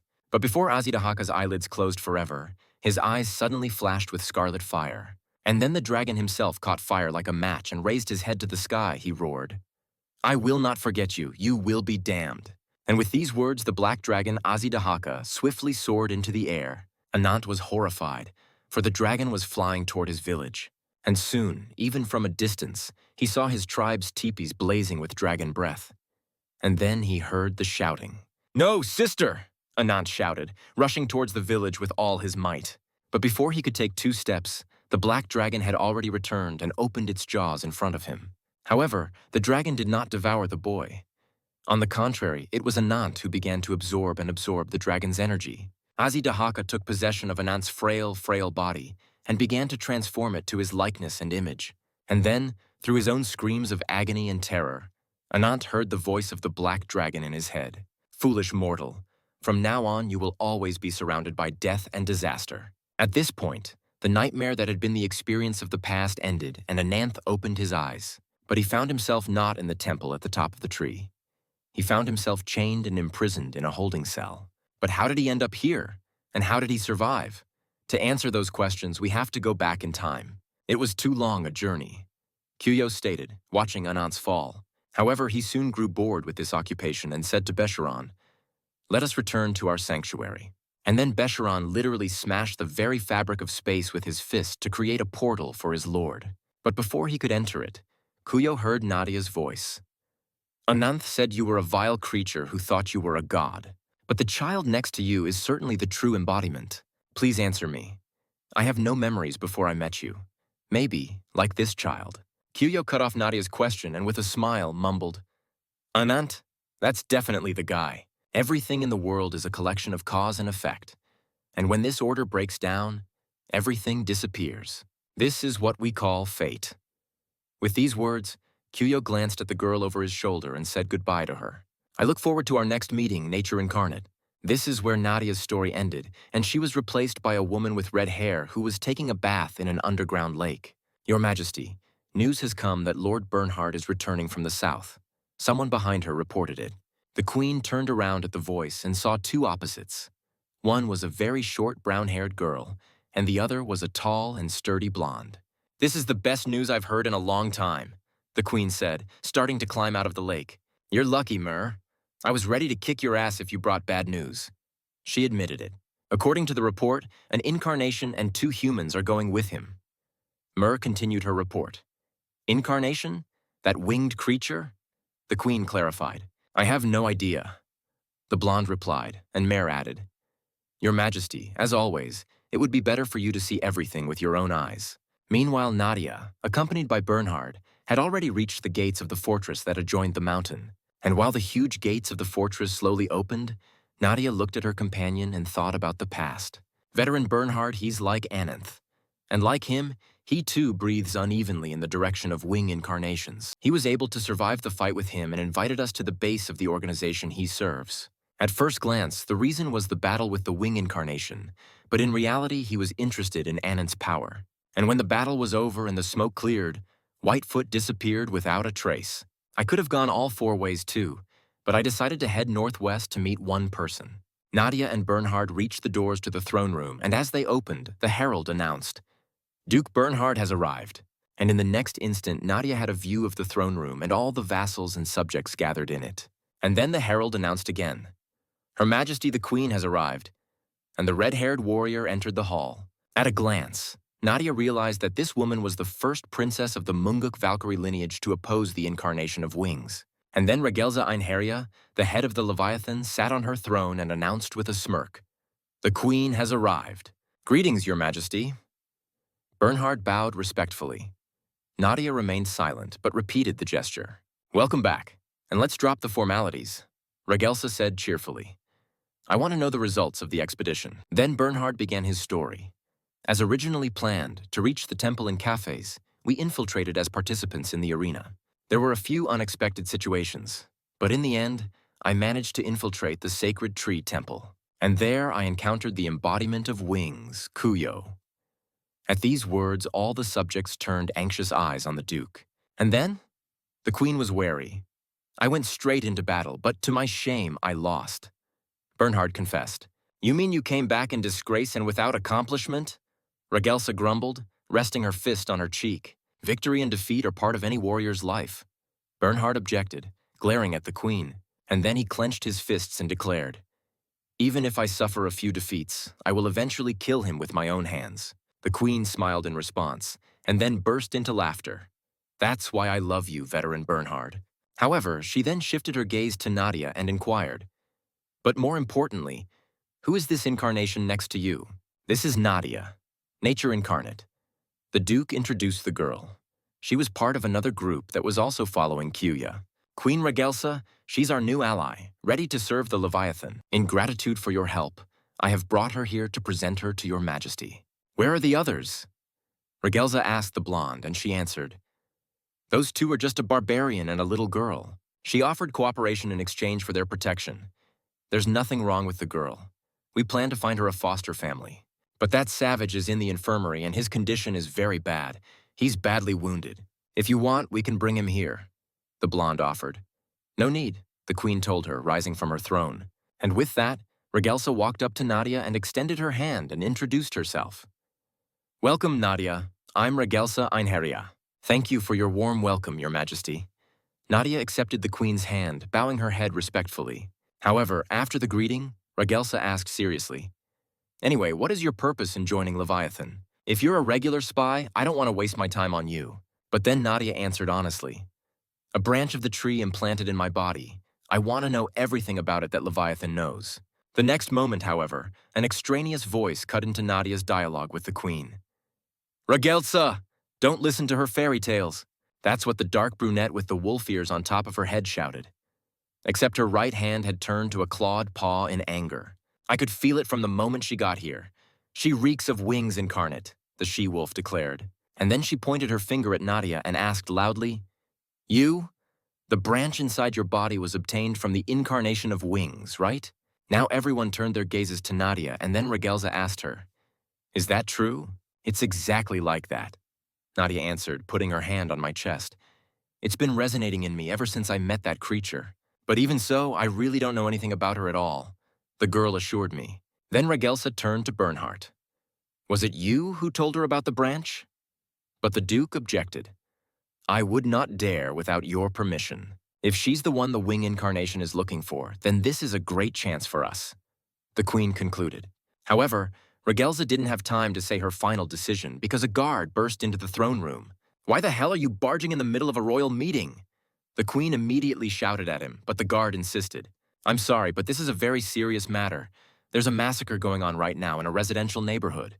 Anant's body reeked death and destruction, but with mind and soul, he returned to the day he lost everything. Ananth remembered how through the agony due to metamorphosis, he saw his flaming village in the distance. He remembered how he had lost his human form and rushed to find his sister. He remembered finding her among the charred bodies of his tribesmen.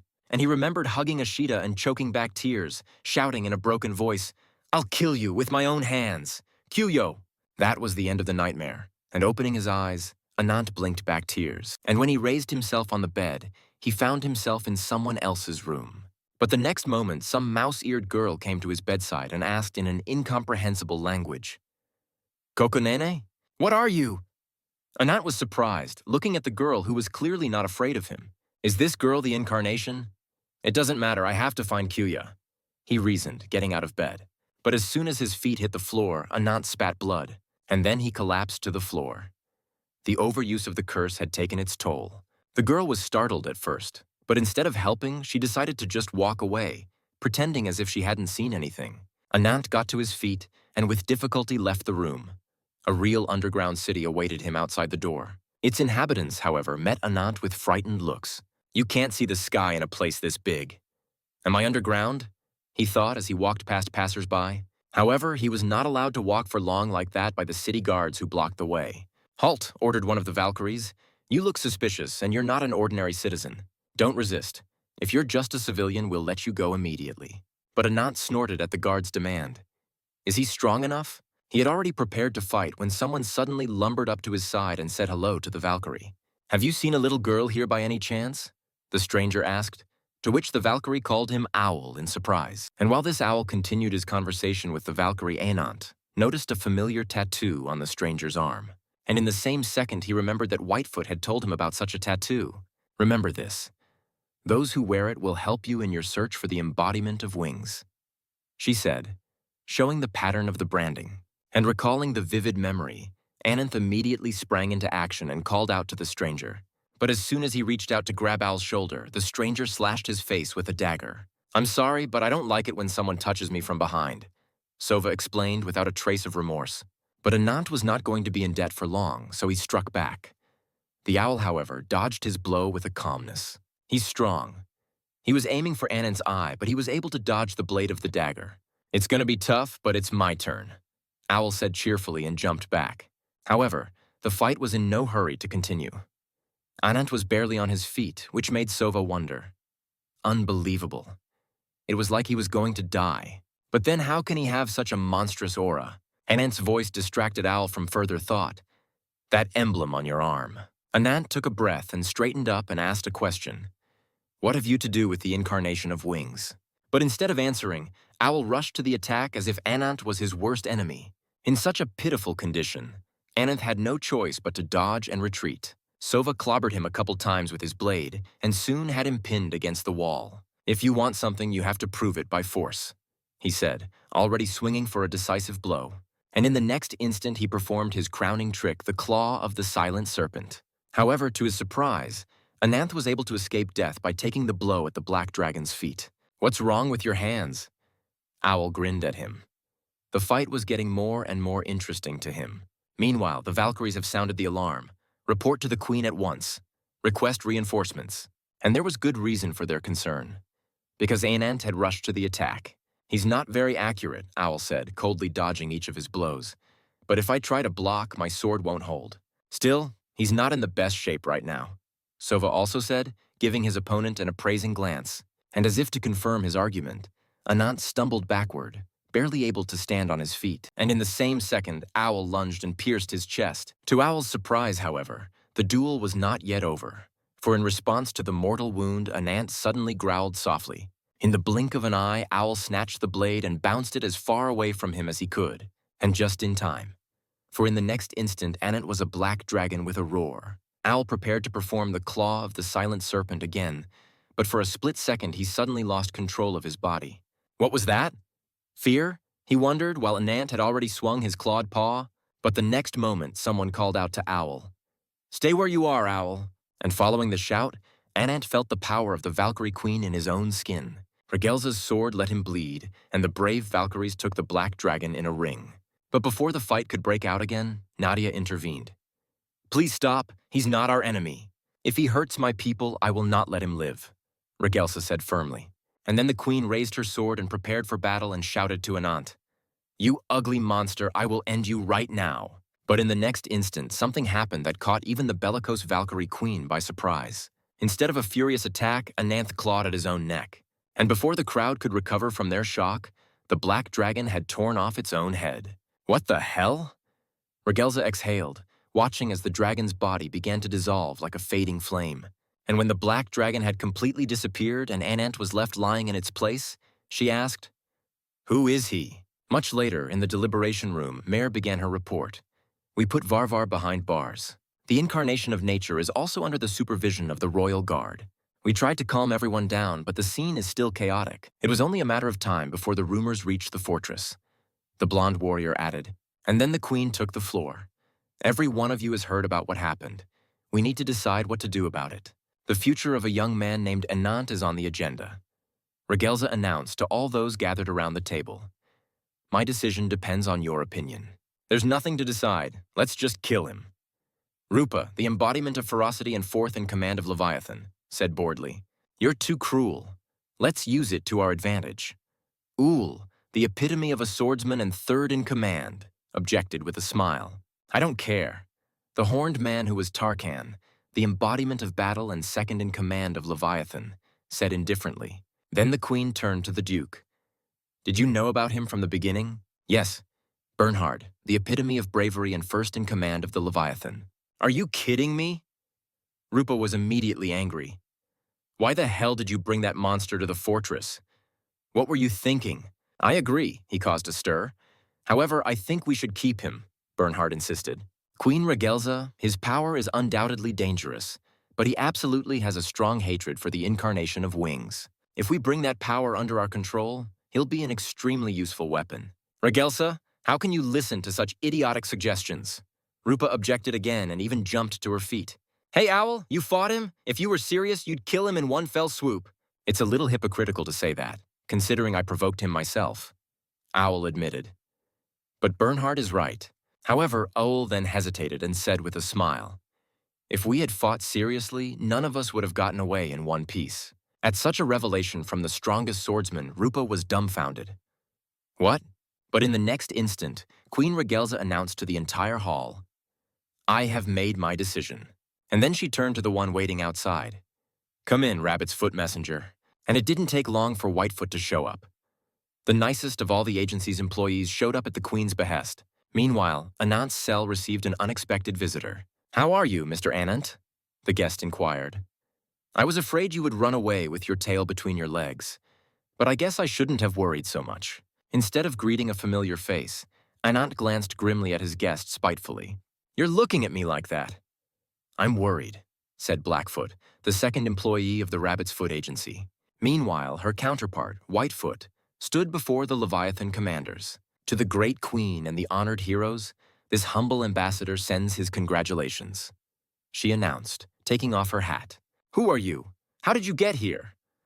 Rupa immediately turned on her, but Ul noticed the mouse-eared girl next to Whitefoot and exclaimed joyfully, Raclette. The girl rushed over to Ulu and he explained with a smile. This bully disappears in the blink of an eye if you take your eyes off her. Meanwhile, Ragelsa answered Rupa's question. There's no need to make a fuss. She has the ability to transcend space. Then Bernhard asked the question. Queen Ragelsa, who is this? And the queen explained. She's a member of the Rabbit's Foot Intelligence Group. Before you came back, this agency offered me a deal. Aren't you interested in the power to kill an incarnation of wings? Whitefoot asked that day. At first I thought it was the ravings of a madman, but she saw the situation coming. Ragelsa continued, and then she turned to Whitefoot. I'm intrigued by your offer. What do you want in return? The dialogue is going in the right direction. She rejoiced, clapping her hands. I wish for an alliance between Rabbit's Paw and Leviathan. In return, I can offer you revenge incarnate. And then we will use all our combined strength to destroy the incarnation of the wings. The next moment, however, Whitefoot shuddered fearfully, for Anant's booming voice resounded throughout the hall. Bad news. Everyone immediately turned their eyes to the intruder. Do you dare to make such a fuss about what you want? Anant asked Whitefoot. Whether it's cooperation or compromise, there's no need for it. Ruby, finally noticing her friend, sprang to life and, breaking free from Raclette's grasp, rushed toward Anant. He pointed his finger at himself and said firmly, The one who kills the incarnation of the wings will be me. The criminal must be imprisoned. Rupa immediately roared, transforming into a wolf. Just give the order to Ragelsa. She turned to the queen. I'm going to beat the crap out of that brat right now. Calm down, Rupa. I need to hear her out. Ragelsa commanded, and Rupa dared not disobey. Then the queen took a closer look at Ananth. Interesting. The number of scars on his body indicates the number of battles he has fought. The ferocious energy flowing inside him reaches its limit. It's unlike anything I've ever seen. Okay, to your attention, the strongest in the Rabbit's Paw, Ananth. Awkwardly introduced Whitefoot, the epitome of revenge, but the latter grabbed the unfortunate rabbit by the head and inquired, When did I become a member of your organization? You want me to kill you? Whitefoot, however, was saved by a sudden weakness that attacked Anant. He staggered, and at the same second, Blackfoot emerged from the shadows. But didn't Sir Anant miss the incarnation of wings? She reminded, supporting Anant under his arm. You can't do it alone. You need companions. Blackfoot hinted slyly, to which Anant gritted his teeth irritably. You don't seem to be in a very pleasant position right now. She turned to her coworker. Right on. Whitefoot agreed. But more importantly, he looks unstable. She remarked, pointing at the angry Anant. It looked like his adaptation was complete. But then the queen reminded herself, asking Anant a question. Can you really kill the incarnation of the wings? Your Majesty, about that story. Whitefoot tried to answer. Ragelsa, however, sternly cut her off. Whitefoot, I'm asking Anant a question now. Then she shifted her gaze to the barbarian and declared, Your origins are a minor matter that does not concern me much. While there's a sliver of doubt, I need to see your power with my own eyes. Those gathered here share a common goal to destroy the incarnation of the wings. For example, the man who got into a fierce fight with you is Ul, the embodiment of a swordsman. He used to be a member of a clan that pursued the wing incarnation, but that clan was destroyed due to a lingering grudge from one of the members. He burned the symbol of wings on his hand and swore revenge. I accepted him into my squad without any hesitation. Therefore, I see the eternal rage within you for the embodiment of wings. The queen's speech managed to impress Ananth, and calming down, he asked Regelza's name. And receiving the answer, he finally let go of Whitefoot and repeated the queen's question. Will I be able to kill the incarnation of the wings? His hand clenched into a fist, and grinning, Ananth answered the question. I am one of those upon whom the unfortunate curse rests.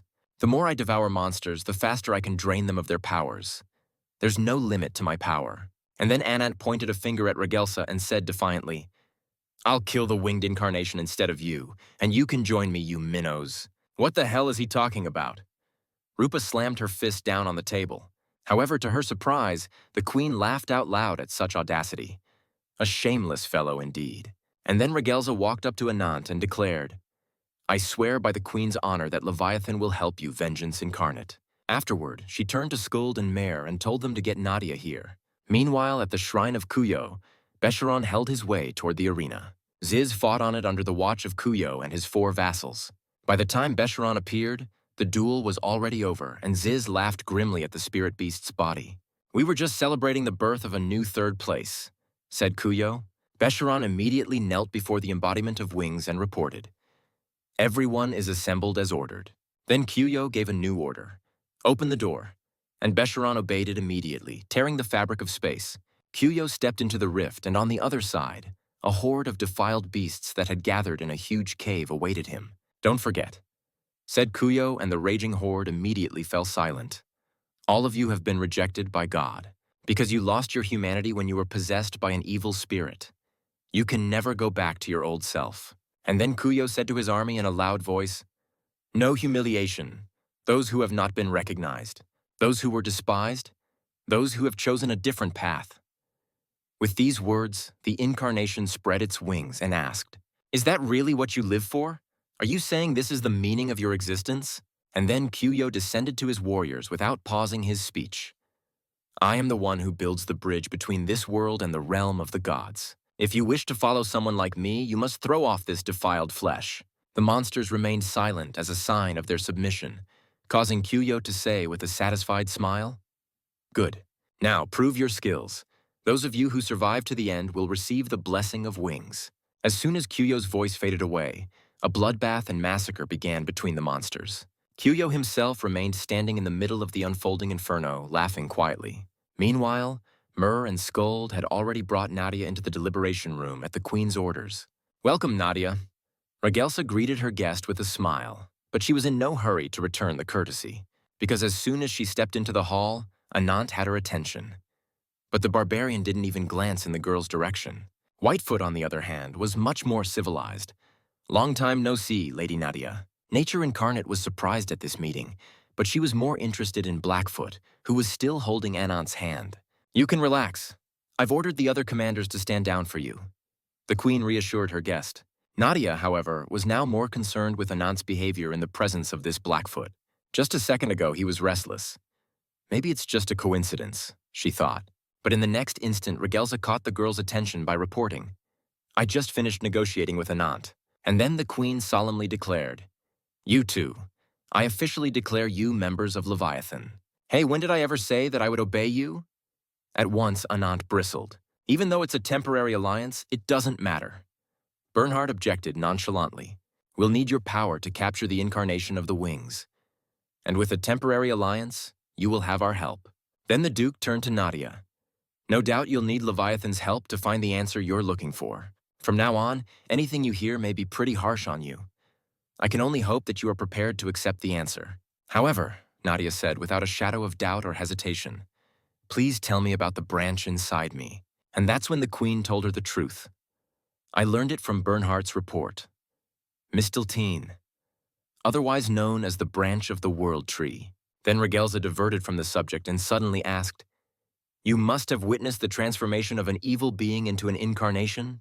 That question made Nadia remember Ziz and how he came to be. And then the queen explained the reason for the question. The true nature of the branch is that it serves as a catalyst for evil beings to undergo evolution into incarnation. Nadia was horrified and asked the question unhesitatingly.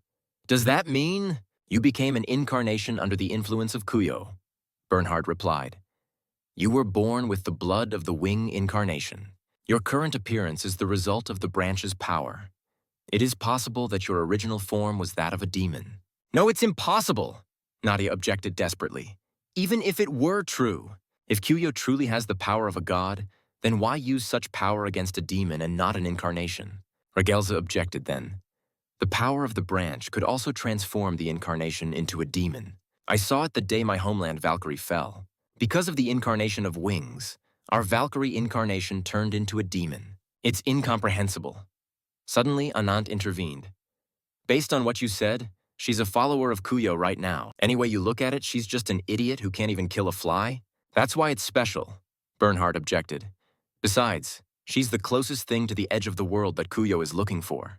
The last words made Anant grit his teeth and hissed. The edge of the world?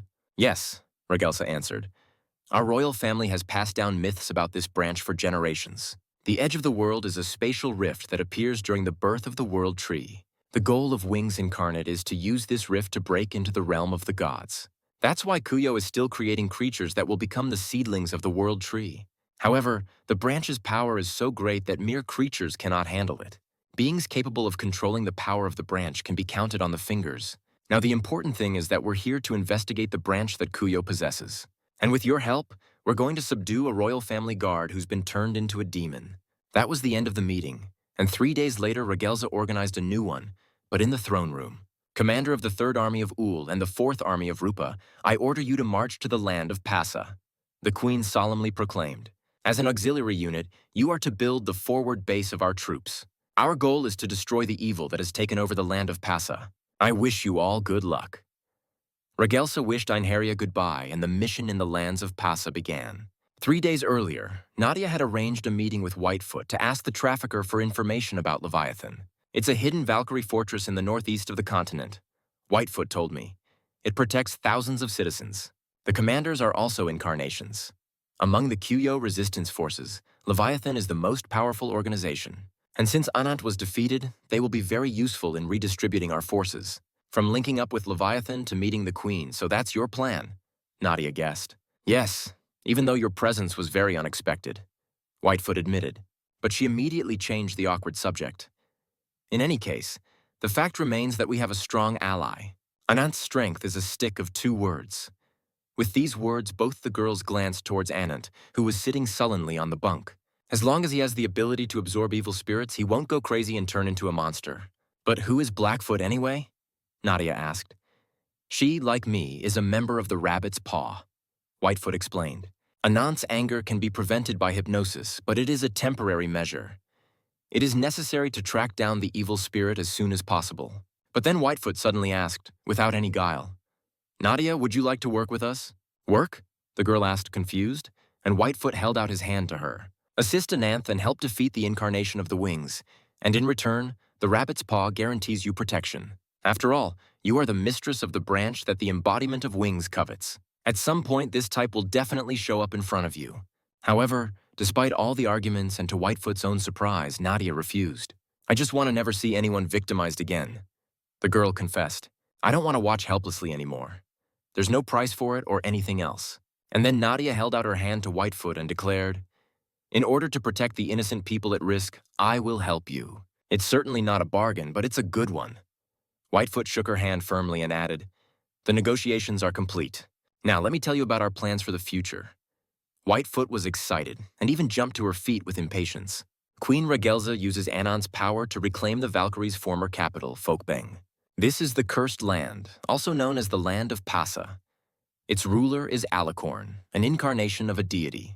He was a sacred unicorn, a servant of the god who protected Valkyrie and one of the main 6 incarnations.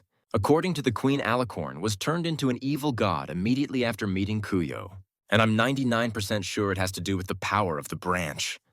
The words made Nadia press her hand to her chest. In short, you are asking for revenge on the monster who destroyed the kingdom. Suddenly, Anant joined the conversation. Kill an evil god and get information about the branch. It's pretty clear what you're asking. Anant then walked up to Whitefoot and demanded, "Hey, God Informer, escort me to the next hunting ground now."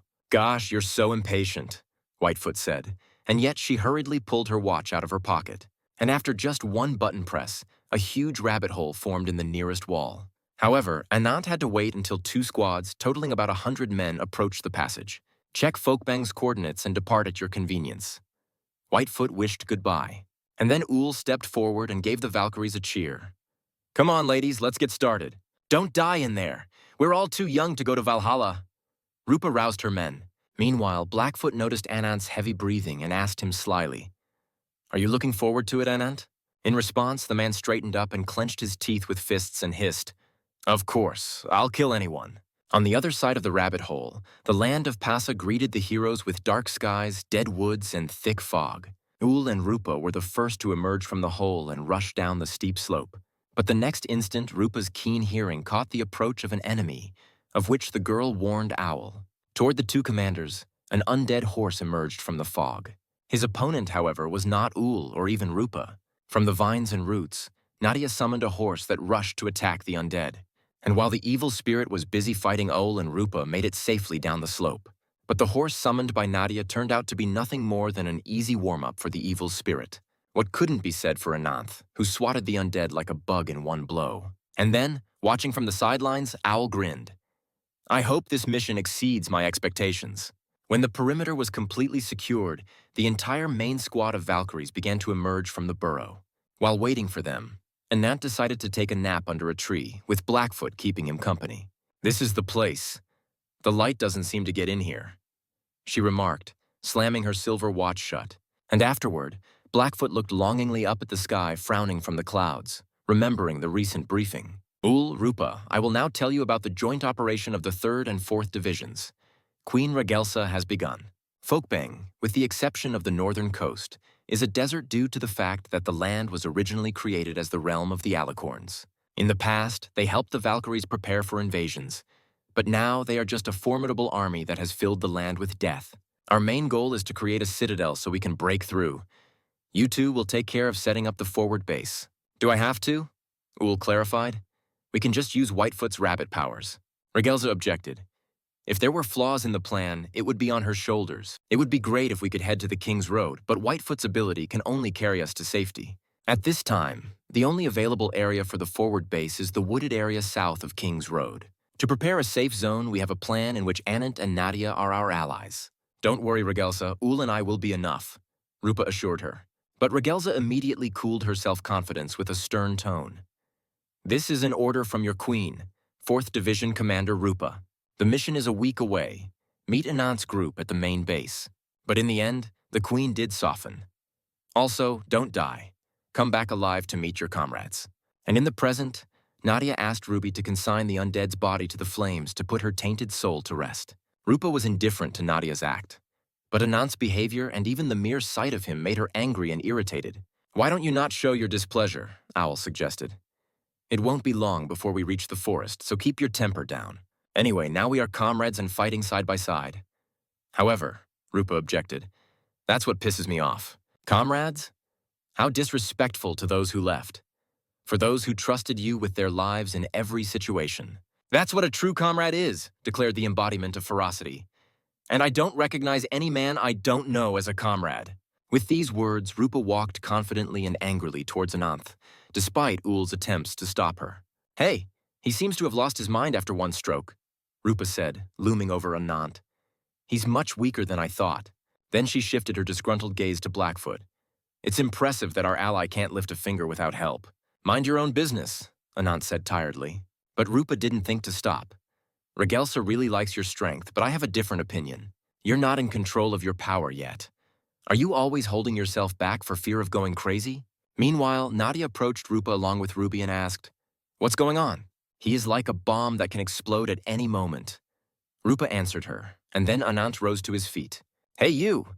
You've been told to mind your own business," he reminded her, looming over the fierceness incarnate. "Shut your mouth, the one with the lizard face. Take your invalids and be damned." Her hands turned into clawed paws. "I'll make sure to spread the rumor that you fled to Ragelsa in fear. And if you refuse, I will rip you to pieces right here, right now." Then Ananth's eyes flamed with scarlet fire. Do you want to hear my answer? Shut up before I kill you. But before the embodiments of ferocity and vengeance were at each other's throats, Blackfoot intervened. Let's finish this. And the next moment, Rupa found herself buried alive in a cave with a mountain of bones and corpses of beasts. This place? Rupa was horrified, but then the cave wall suddenly collapsed and she saw Regelsa in the opening. It was just a vision induced by Blackfoot's hypnosis. Anant, you stop it too. She rebuked the barbarian. You want to stop me from fighting? The man snarled, but Blackfoot reminded him.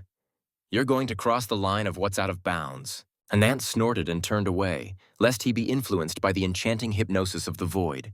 But the next instant, he caught some movement among the trees and immediately pushed Blackfoot away from him.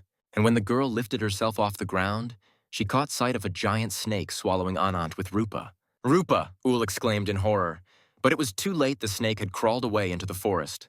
There's only 10 of us going with me. We follow them, Ul commanded, drawing his sword. But the next moment, he felt the ground shake beneath his feet, and then he saw the herd of alicorns rushing at them. But they didn't reach Ul's squad. Nadia cast a spell, and all the alicorns were pierced by stakes that rose from the ground. Except it was only the first wave, and Nadia shouted to everyone, "Prepare for battle. They're coming in hordes." Meanwhile, the snake was moving farther and farther away from the battle site, carrying Ananth and Rupa away. But the main problem for Ananth at the moment was the snake's stomach juice, which was already starting to burn his skin. However, swallowing the embodiment of vengeance was not the snake's smartest decision, and it soon paid for it. Anant simply ripped the snake from inside, and when it fell dead, he went outside with Rupa under his arm. The girl woke up a while later and found herself in the middle of a forest shrouded in mist. You've finally come to your senses? You are lucky, Anant said to her, crouching under a tree. Did you do that? Rupa started to say, but immediately realized that she was embarrassed and covered her bandaged chest with her hands. Her jacket Anant couldn't save, or just wouldn't. As you can see, we managed to escape, he said, nodding toward the dead snake. Did this guy really save me? Rupa wondered in thought as Anant looked thoughtfully at his hand. Regeneration is slow. I won't be able to move for a while, he reasoned, examining the burns from the gastric juice. More like acid. Is it poisonous? Suddenly he asked, which Rupa was surprised at again, but aloud. Why do you want to go into details? But then she realized, my comrades, how long has it been? But in answer, Anant suddenly grabbed her arm, and a second later, he tugged the girl to him and pressed her back against his chest. What are you doing?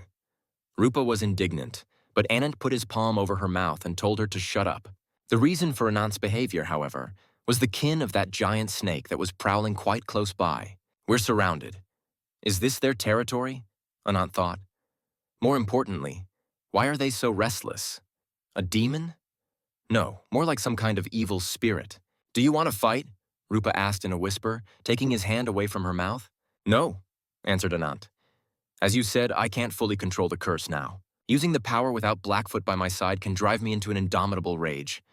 I don't want them to eat me, though. There are 2 ways out. The first is to confront the enemy. The second is to avoid the battle and join the allies. The decision is yours. I choose the third option, to break through the enemy forces and head for the exit of the forest. Rupa said, and suddenly sniffed. There's a bunch of snakes hunting us right now. Even if the 2 of us attack, we'll be surrounded in no time.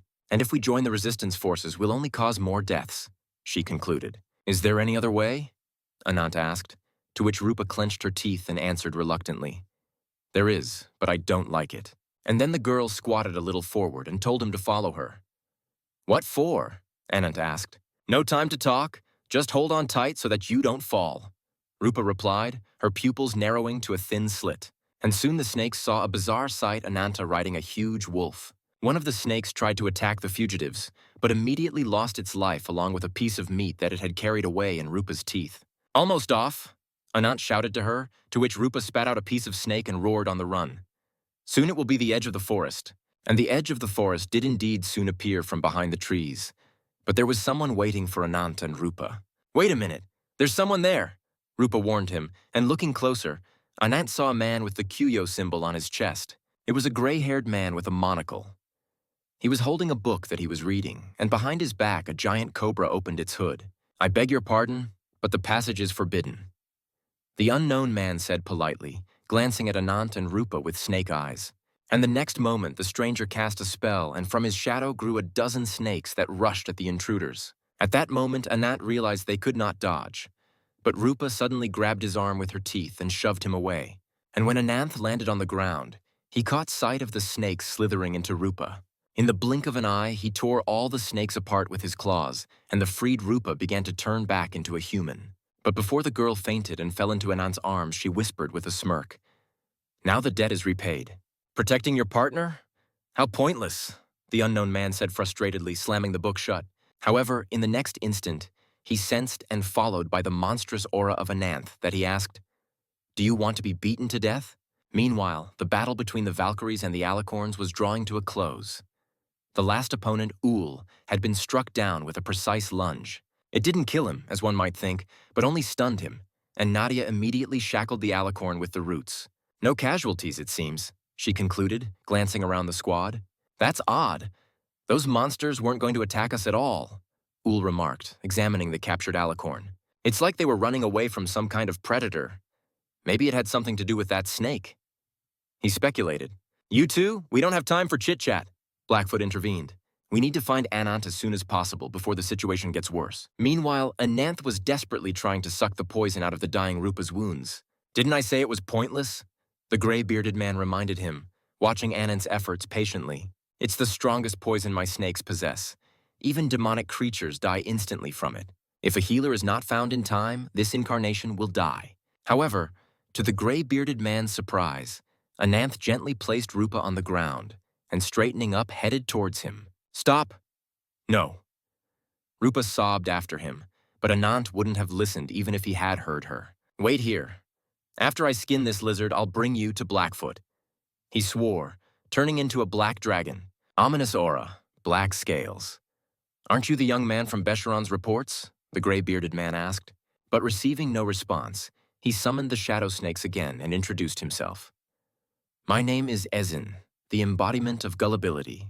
And when all courtesies were done, Ezin set his snakes on Anant. However, Anant tore them to shreds in a split second, and after another, he was already right in front of Ezin. "That fast?" In his thoughts, he was amazed, and barely managed to dodge Anant's crushing blow. But Ezin hadn't even had a chance to land on solid ground when Anant caught up to him in midair and kicked him under the breath with all his might. However, despite the blow, Ezin smiled for some reason and laughed quietly and suddenly grabbed Anant's wrist. Speed, strength, agility, all without flaw.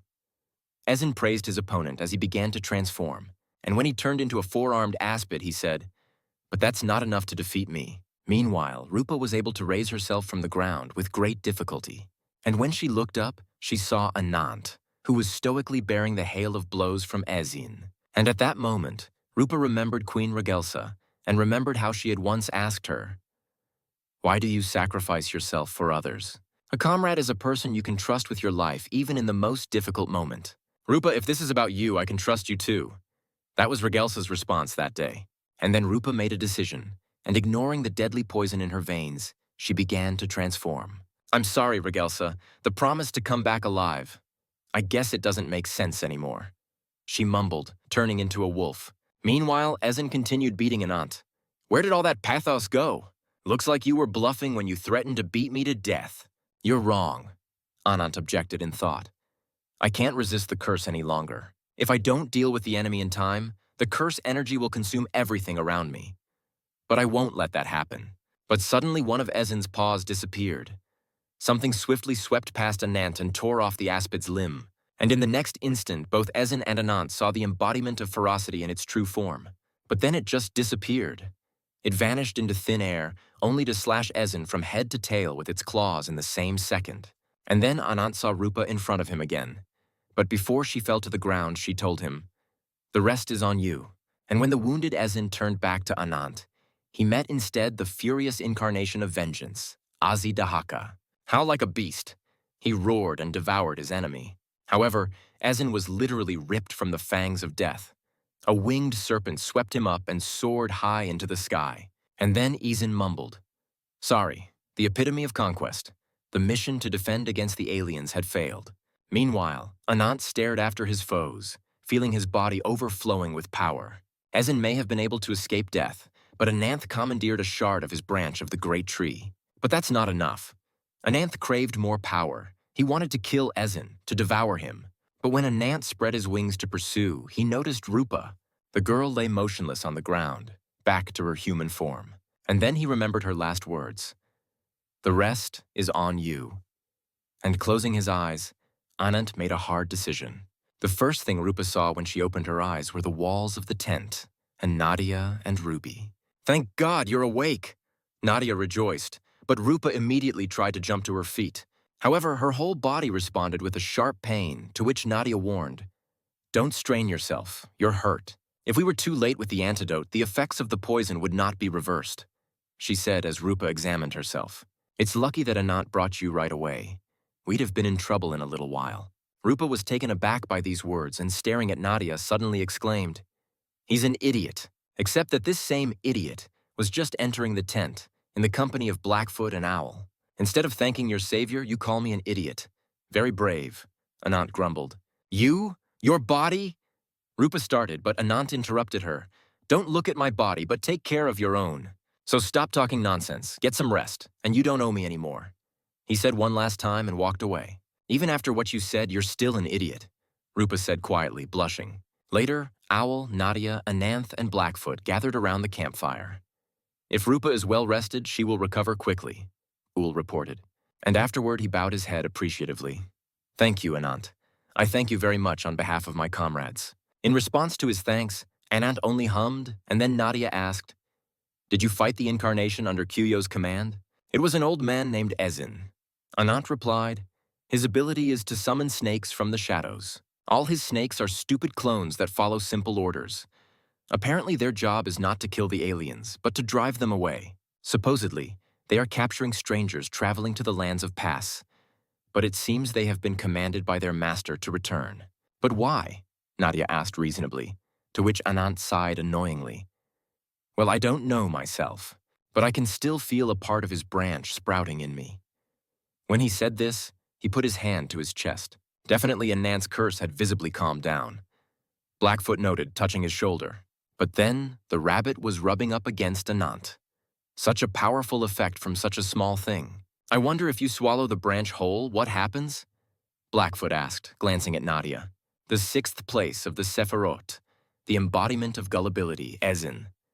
Suddenly Ool said, and everyone around the fire looked at him. Ool looked downcast, and then Nadia asked cautiously, "Sphirot, what is it?"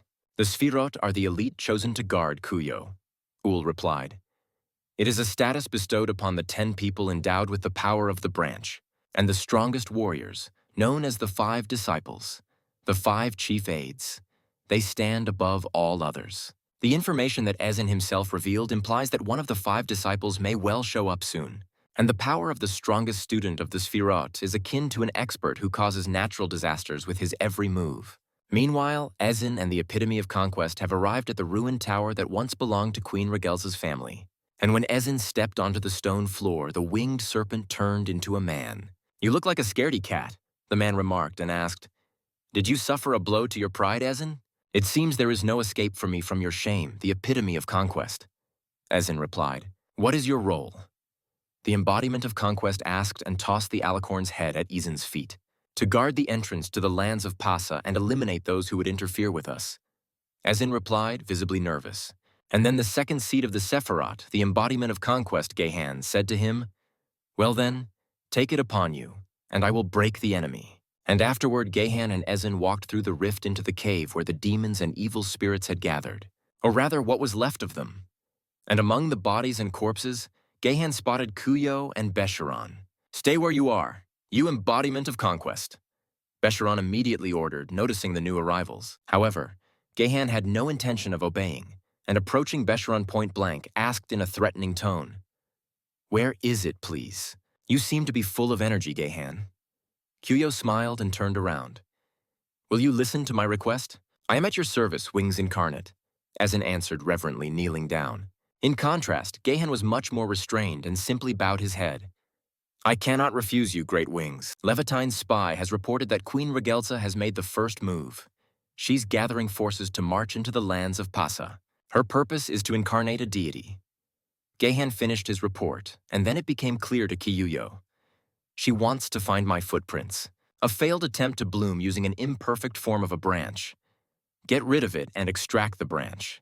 He ordered Gahan. Ezin, however, was eager.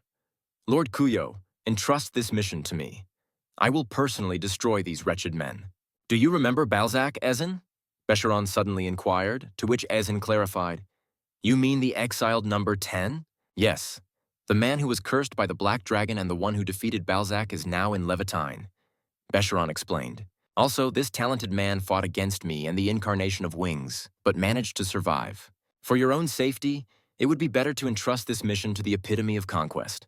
At those words, Gahan smirked with anticipation and asked Kuyo, Name? And the latter answered, Anant. Ezin, however, remained unhappy with this decision, and watching Gahan thought about his own. Gahan is the strongest spear, and Becheron is the strongest shield. Together they create one of the mighty forces of the Sphero, and at the same time the most dangerous, because this man has no loyalty to Lord Kuyot. And in the end, 4th or 5th place would suffice. But why did Lord Kuyot choose him for this mission? And when Ezin and Gahan returned to the tower, the latter displayed a certain shard and asked, Do you know what this is? It is an imperfect branch that is in the heart of Alicorn. Ezin answered, Compared to what he has, it's nothing. Gahan said, but Ezin objected. Well, what's wrong with it? With that said, consider me almost fulfilling Lord Kuyo's orders. However, despite Ezin's words, Gahan simply threw the shard away. What are you doing? Ezin was horrified and rushed for the shard, but the next instant it exploded in a pillar of bright light. And then Gahan looked into the face of the shocked Ezin and reminded him with a grim grin. I told you before, I'm the one who's going to take down the enemy. And then he asked Ezin, who had fallen to his knees. The demon that rules the lands of Pasa, what do you think will happen? But aloud, Ezin did not answer. If Gahan can survive, he is a worthy opponent. Of course I have to prepare everything for him, and I'll be waiting, Anant. A week later. The organization of the temporary base was complete and gathered at the rabbit hole. The heroes awaited the arrival of the queen. Nadia closed the passage with roots for safety, which soon parted before Her Majesty Regelza.